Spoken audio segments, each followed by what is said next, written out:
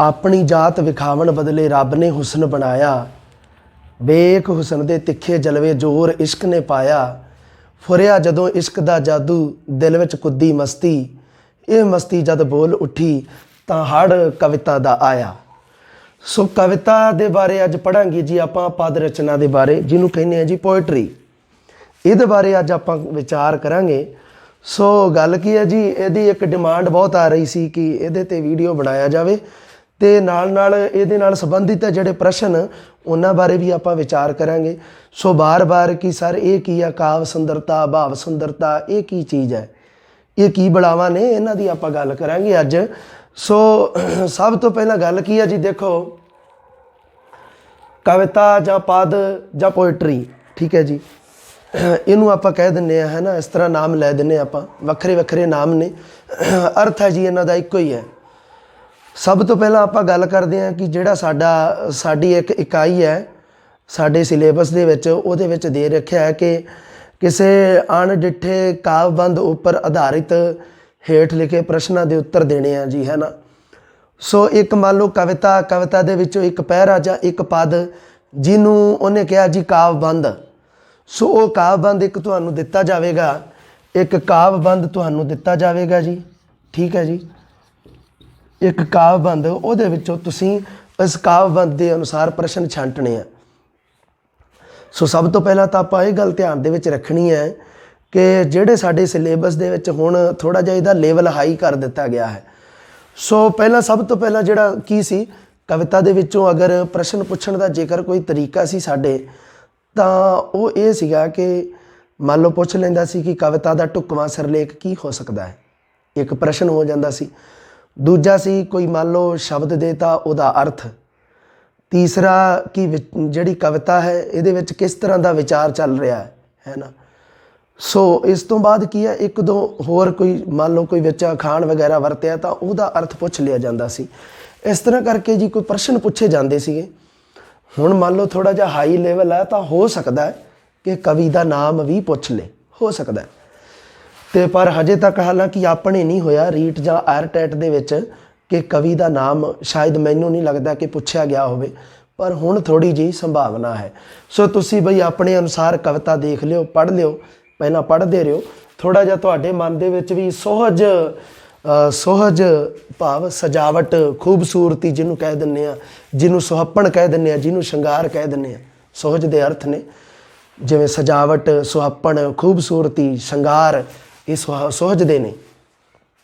ਸੋ ਗੱਲ ਕੀ ਹੈ ਜੀ, ਦੇਖੋ ਜਿਹੜਾ ਅਸੀਂ ਆਮ ਮਨੁੱਖ ਹੈ ਨਾ, ਜਿਹੜਾ ਉਹ ਇੱਕ ਮਤਲਬ ਚਿਹਰੇ ਦੀ ਸੁੰਦਰਤਾ ਤੱਕ ਹੈ ਨਾ, ਪਰ ਇੱਕ ਜੋ ਕਵੀ ਹੈ, ਤਾਂ ਹੀ ਤਾਂ ਕਿਹਾ ਜਾਂਦਾ ਹੈ ਨਾ ਕਿ ਯਹਾਂ ਨਾ ਪਹੁੰਚੇ ਰਵੀ ਵਹਾਂ ਪਹੁੰਚੇ ਕਵੀ।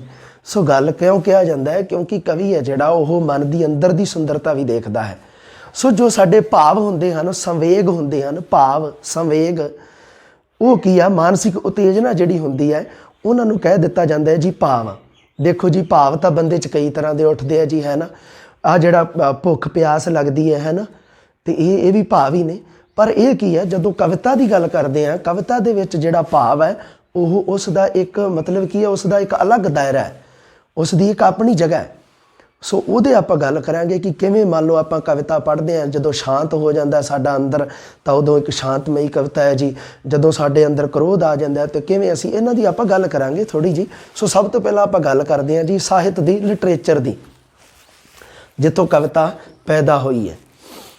ਇਵੇਂ ਗੱਲ ਤੁਸੀਂ ਪੜ੍ਹਿਆ ਹੋਣਾ ਹੈ ਕਿ ਜਿਹੜਾ ਸਾਹਿਤ ਹੈ, ਲਿਟਰੇਚਰ ਹੈ, ਉਹਦੇ ਦੇਖੋ ਜੀ ਕਈ ਰੂਪਾਂ ਦੇ ਵਿੱਚ ਮਿਲ ਜਾਂਦਾ ਸਾਨੂੰ। ਆਪਾਂ ਪੜ੍ਹਦੇ ਹਾਂ ਨਾ ਜਦੋਂ ਲਿਟਰੇਚਰ, ਉਹਨੂੰ ਕਈ ਰੂਪਾਂ ਦੇ ਵਿੱਚ, ਕਈ ਪ੍ਰਕਾਰਾਂ ਦੇ ਵਿੱਚ ਪੜ੍ਹਦੇ ਹਾਂ। ਕਈ ਵੰਨਗੀਆਂ ਨੇ ਉਹਦੇ, ਵੰਨਗੀ ਭਾਵ ਰੂਪ, ਸਾਹਿਤ ਦੀਆਂ ਕਈ ਵੰਨਗੀਆਂ ਨੇ, ਕਈ ਰੂਪ ਨੇ, ਉਹਨਾਂ ਦੇ ਵਿੱਚੋਂ ਆਪਾਂ ਪੜ੍ਹਦੇ ਹਾਂ ਕਵਿਤਾ, ਵਾਰਤਕ, ਇਹ ਪੜ੍ਹਦੇ ਹਾਂ ਜੀ ਸਭ ਤੋਂ ਪਹਿਲਾਂ ਤਾਂ। ਸੋ ਇਹਨਾਂ ਦੇ ਵਿੱਚੋਂ ਆਪਾਂ ਦੇਖੀਏ ਕਿ ਸਭ ਤੋਂ ਪਹਿਲਾਂ ਸਾਹਿਤ ਦੇ ਤੌਰ 'ਤੇ ਸਭ ਤੋਂ ਪਹਿਲਾਂ ਜਨਮ ਕਿਹਨੇ ਲਿਆ, ਉਹ ਹੈਗੀ ਹੈ ਜੀ ਕਵਿਤਾ। ਸੋ ਕੀ ਹੈ ਕਿ ਸਾਹਿਤ ਦਾ ਜੇਕਰ ਸਭ ਤੋਂ ਪਹਿਲਾ ਰੂਪ ਜਿਹਨੇ ਜਨਮ ਲਿਆ ਹੈ ਤਾਂ ਉਹ ਹੈ ਕਵਿਤਾ। ਅਸੀਂ ਕਿਸੇ ਵੀ ਲਿਟਰੇਚਰ ਦਾ ਆਦਿਕਾਲ ਪੜ੍ਹ ਕੇ ਵੇਖ ਲਈਏ, ਆਦਿਕਾਲ, ਉਹਦੇ ਵਿੱਚ ਆਪਾਂ ਇਹ ਪੜ੍ਹਦੇ ਹਾਂ ਨਾ ਵੀ ਸਭ ਤੋਂ ਪਹਿਲਾਂ ਕਵਿਤਾ ਦੀ ਰਚਨਾ ਹੋਈ। कविता के रूप में रचना की गई है ना। वार्तक की जी वार्तक है जोड़ा ये मध्यकाल के विकसित होंदा होया फिर आधुनिक काल के अज के समय वार्तक की वरतों ज़्यादा होंदी है, कविता का जोड़ा प्रचलन है वो थोड़ा घट गया है। पर आदकाल ते मध्यकाल इन्हां दे विच तुसीं कवितावां दी भरमार वेख लिओ लिटरेचर दे विच। कारण की सी क्यों? क्योंकि साहित्य का सब तो पहला रूप तो है कविता। कविता के बारे देखो गल्लां, एक तो साहित्य का सब तो पहला रूप है, साहित्य का सब तो पहला रूप, ठीक है जी, ये है जी कविता, ठीक है। दूसरा, साहित्य का सब तो हरमन प्यारा रूप भी कविता है। मतलब की है, साहित्य दे विच जे किसी रूप नूं सब तो वध प्यार मिलिया है, सब तो वध हुंगारा मिलिया है, तो वह है साडी कविता। दूसरी गल कि सब तो हरमन प्यारा रूप भी, हरमन प्यारा सारिਆਂ ਨੂੰ जो प्यारा लगता है वह कविता है। देखो कोई महाकाव्य पढ़ना पसंद कर लेंदा है, कोई नावल, कोई नाटक है ना, कोई निबंध पढ़ना पसंद करता है, कोई जीवनी, कोई स्वै जीवनी, कोई रेखा चित्र। सो इस तरह करके अगर आप गल करिए तो वो देखो कविता तो हर बंदा ही, हर बंदे नूं गाना आप सुना दिए तो हर बंदा वाह जी वाह, गाना हर कोई सुनता है। सो गाना जो गीत है वो कविता के रूप में ही है, कविता का ही एक रूप है। आप गल सिर्फ कविता की करनी है। सो साहित्य का सब तो पहला रूप है जी कविता। दूसरी गल है जी सब तो हरमन प्यारा रूप भी है कविता। ये दो गल्लां तुसीं ध्यान दे विच रखणियां।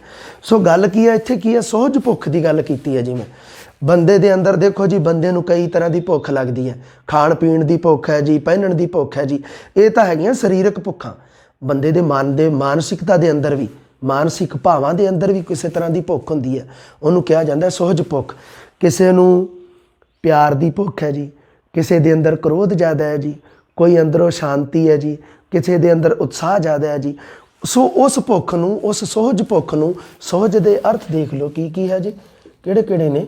खूबसूरती सोहज नूं कहा जाता है जी, एक तो खूबसूरती, एक कहा जाता है जी सुहप्पण, सोहणेपन, सुहप्पण, सोहणापन, सुहप्पण। सो एक होर कहा जाता है जी सजावट, एक होर कहा जाता है जी श्रृंगार। ये है जी सोहज दे अर्थ। भाव की है, जदों तुहानूं कहे ना भाव सुंदरता जां भाव सोहज, जिवें विचार सोहज शब्द आउंदा है, विचार सोहज मतलब विचारां दी खूबसूरती, विचारां दा सुहापण, विचारां दी सजावट जां विचारां दा श्रृंगार। क्योंकि कविता दे विच जो हन वो विचार सुंदर तरीके दे नाल प्रगट कीते हुंदे हन, खूबसूरती नाल, सजावट नाल वधिया। इसे करके ही तो कविता जिहड़ी वो देखते हैं आप की अगे कि कविता किवें मतलब साडे मन के भावां नाल संबंध रखती है। सो सोहज भुख नूं बंदे ने जदों तृप्त करना सी आपदी नूं, सोहज भुख नूं तृप्त करन वास्ते, तृप्त भाव पूरी करन वास्ते उदों बंदे ने की कीता, उदों मनुख ने की कीता, कविता की रचना की। कुछ सतरां लैके तो उन्होंने कविता के रूप में रचिया। देखो एक गल है, हर कोई जिहड़ी पद रचना किसी भी तरह की, मान लो तुसीं कह दो भी इहदा मगर जी काफिया जिहड़े काव्यबंध आ वो मिलते हैं, मगर जिहड़ी ट्यूनिंग हुंदी है ना शब्दां की वो मिलती है जी। तुसीं हर कोई पद रचना है जिहड़ी, हर कोई चीज़ पद दे विच लिखी वो कविता नहीं हुंदी। कविता वास्ते की है जी कि जे वो कविता आप किहड़ी चीज़ नूं कविता कहांगे, किहड़े बंद नूं, अगर उन्होंने पढ़ के साडे मन दे विच स्थाई भाव प्रगट होण, साडी सोहज भुख है जिहड़ी वो पूरी होवे, साडे मन की सुंदरता के अनुसार, साडे मन दे विच सुहापण है, साडे मन की गल करे, भावां दी गल। सो आपां देखांगे कि किवें कविता है जिहड़ी वो एक मन के भावां नाल संबंधित है। कविता का संबंध की है, साडे भावां नाल है, मन के भावां नाल। ते जो वार्तक है उसका संबंध है साडे विचारां नाल। ये भी तुसीं ध्यान दे विच रखना। सब तो पहलां आपां परिभाषा देखदे हां जी कविता की। होर की है परिभाषा, देखो नोट ला के लिखियो जी। कविता एक शब्द कला है, शब्दां की कला ही है ना जी, शब्द कला है। कविता एक शब्द कला है जिस विच भावां नूं जां जज्बातां नूं शब्दां द्वारा प्रगट किया जाता है, जिस विच भावां नूं जां जज्बातां नूं, इक्को ही गल है जी, भाव जां जज्बातां नूं शब्दां द्वारा प्रगट करना। सो ये है कि जी शब्द कला, शब्दां द्वारा प्रगट करना, शब्दां द्वारा ਪ੍ਰਗਟ ਕਰਨਾ। ਸੋ ਇਹਦੇ ਵਿੱਚ ਕੀ ਹੈ ਕਿ ਜੋ ਸਾਡੇ ਮਨ ਦੇ ਵਿੱਚ ਦੇਖੋ ਕਈ ਤਰ੍ਹਾਂ ਦੇ ਭਾਵ ਕੀ ਹੈ ਕਿ ਸਾਡੇ ਅੰਦਰ ਮਾਨਸਿਕ ਉਤੇਜਨਾ ਹੈ, ਸਾਡੇ ਮਨ ਦੇ ਅੰਦਰ ਸੰਵੇਗ ਹੈ ਨਾ। ਤੁਸੀਂ ਸਾਈਕੋ ਪੜ੍ਹ ਰਹੇ ਹੋ ਸਾਰੇ ਜਾਣੇ, ਤੁਹਾਨੂੰ ਇਸ ਦਾ ਮਤਲਬ ਪਤਾ ਹੈ। ਸਾਡੇ ਮਨ ਦੇ ਅੰਦਰ ਕਹਿੰਦੇ ਵੀ ਬਹੁਤ ਸਾਰੇ ਭਾਵ ਹਨ ਜੋ ਸਥਾਈ ਰੂਪ ਦੇ ਵਿੱਚ ਪੱਕੇ ਹੀ ਨੇ ਸਾਡੇ ਅੰਦਰ, ਸਾਨੂੰ ਸਾਡੀ ਸੰਸਕ੍ਰਿਤੀ 'ਚੋਂ ਮਿਲੇ ਨੇ। ਜਦੋਂ ਉਹ ਭਾਵ ਸੰਚਾਰ ਦੇ ਰੂਪ ਵਿੱਚ ਕੀ ਹੈ, ਜਦੋਂ ਕਵਿਤਾ ਦਾ ਆਨੰਦ ਮਾਣਦੇ ਆ ਤਾਂ ਉਦੋਂ ਸਾਡੇ ਮੂੰਹੋਂ ਆਟੋਮੈਟਿਕ ਹੀ ਨਿਕਲਦਾ ਕਿ ਆਹਾ ਬੜਾ ਨਜ਼ਾਰਾ ਆਇਆ, ਸੁਣ ਕੇ ਬੜਾ ਆਨੰਦ ਆਇਆ। ਸੋ ਕਿਉਂ ਆਉਂਦਾ ਹੈ? ਕਿਉਂਕਿ ਉਹਦੇ ਵਿੱਚ ਕੀ ਹੈ ਕਿ ਭਾਵਾਂ ਅਤੇ ਜਜ਼ਬਾਤਾਂ ਨੂੰ ਸ਼ਬਦਾਂ ਦੁਆਰਾ ਪ੍ਰਗਟ ਕੀਤਾ ਗਿਆ ਹੁੰਦਾ ਹੈ ਕਵਿਤਾ ਦੇ ਵਿੱਚ। ਹੋਰ ਦੇਖਦੇ ਹਾਂ ਜੀ ਕੀ ਹੈ ਕਵਿਤਾ। ਇੱਕ ਕੀ ਹੈ, ਇੱਕ ਹੋਰ ਗੱਲ ਹੈ, ਇੱਕ ਇਹ ਪਰਿਭਾਸ਼ਾ ਇੱਕ ਹੋਰ ਕਿ ਕਵਿਤਾ ਇੱਕ ਸ਼ਬਦ ਰਚਨਾ ਹੈ। ਸ਼ਬਦ ਰਚਨਾ ਹੈ, ਸ਼ਬਦਾਂ ਦੀ ਰਚਨਾ ਹੈ, ਸ਼ਬਦਾਂ ਦੀ ਕਲਾ ਹੈ ਨਾ। ਕਿਉਂਕਿ ਸ਼ਬਦਾਂ ਨੂੰ ਇੱਕ ਬੜੇ ਸੁਚੱਜੇ ਤਰੀਕੇ ਦੇ ਨਾਲ, ਬੜੇ ਸੋਹਣੇ ਤਰੀਕੇ ਦੇ ਨਾਲ ਰੱਖਿਆ ਹੁੰਦਾ ਹੈ। ਜਿਵੇਂ ਮਾਲਾ ਦੇ ਵਿੱਚ ਮੋਤੀ ਨਹੀਂ ਪਰੋਏ ਹੁੰਦੇ, ਇਸ ਤਰੀਕੇ ਨਾਲ ਰੱਖਿਆ ਹੁੰਦਾ ਹੈ। ਇਸੇ ਕਰਕੇ ਹੀ ਤਾਂ ਕਵਿਤਾ ਨੂੰ ਪੜ੍ਹਨ ਦਾ ਇੰਨਾ ਰਸ ਆਉਂਦਾ ਹੈ। ਕਾਰਨ ਕੀ ਹੈ? ਕਿਉਂਕਿ ਇਹ ਸ਼ਬਦਾਂ ਦੀ ਤਾਂ ਕਲਾ ਹੈ, ਸ਼ਬਦਾਂ ਦੀ ਖੇਡ ਹੈ ਸਾਰੀ। ਸੋ ਇੱਕ ਸ਼ਬਦ ਰਚਨਾ ਹੈ ਜਿਸ ਵਿੱਚ ਜਜ਼ਬਾ, ਖਿਆਲ,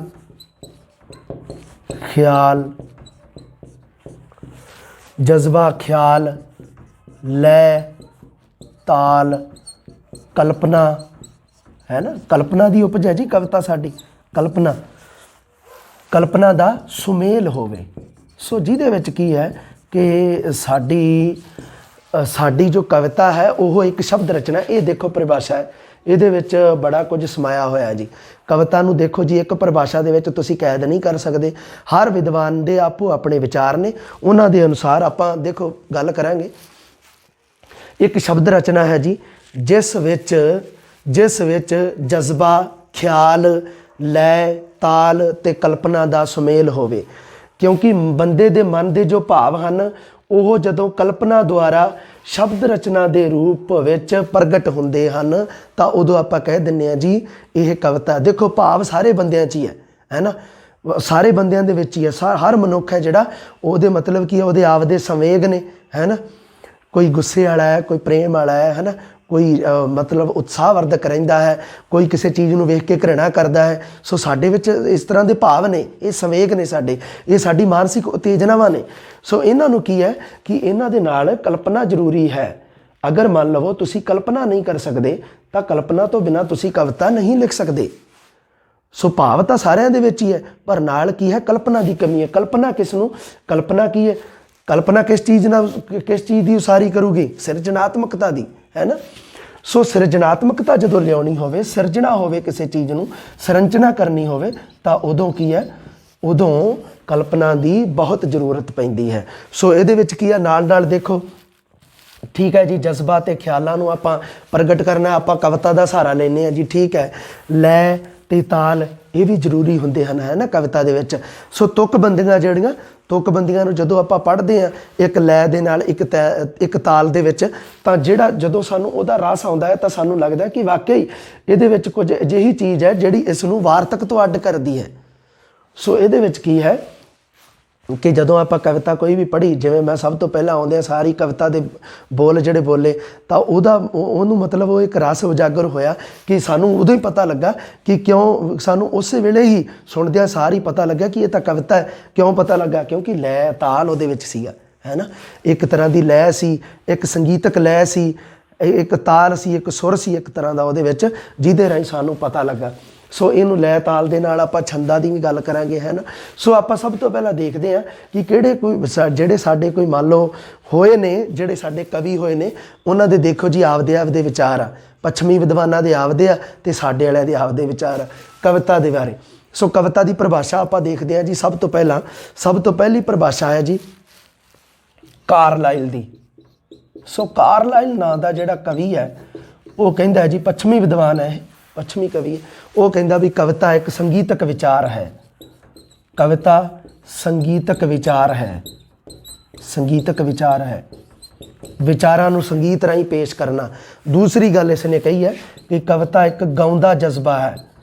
ਗਾਉਂਦਾ ਜਜ਼ਬਾ,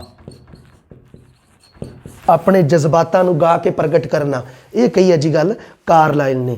ਹੁਣ ਆਪਾਂ ਗੱਲ ਕਰਦੇ ਹਾਂ ਜੀ ਮੈਥਿਊ ਅਰਨਾਲਡ ਦੀ।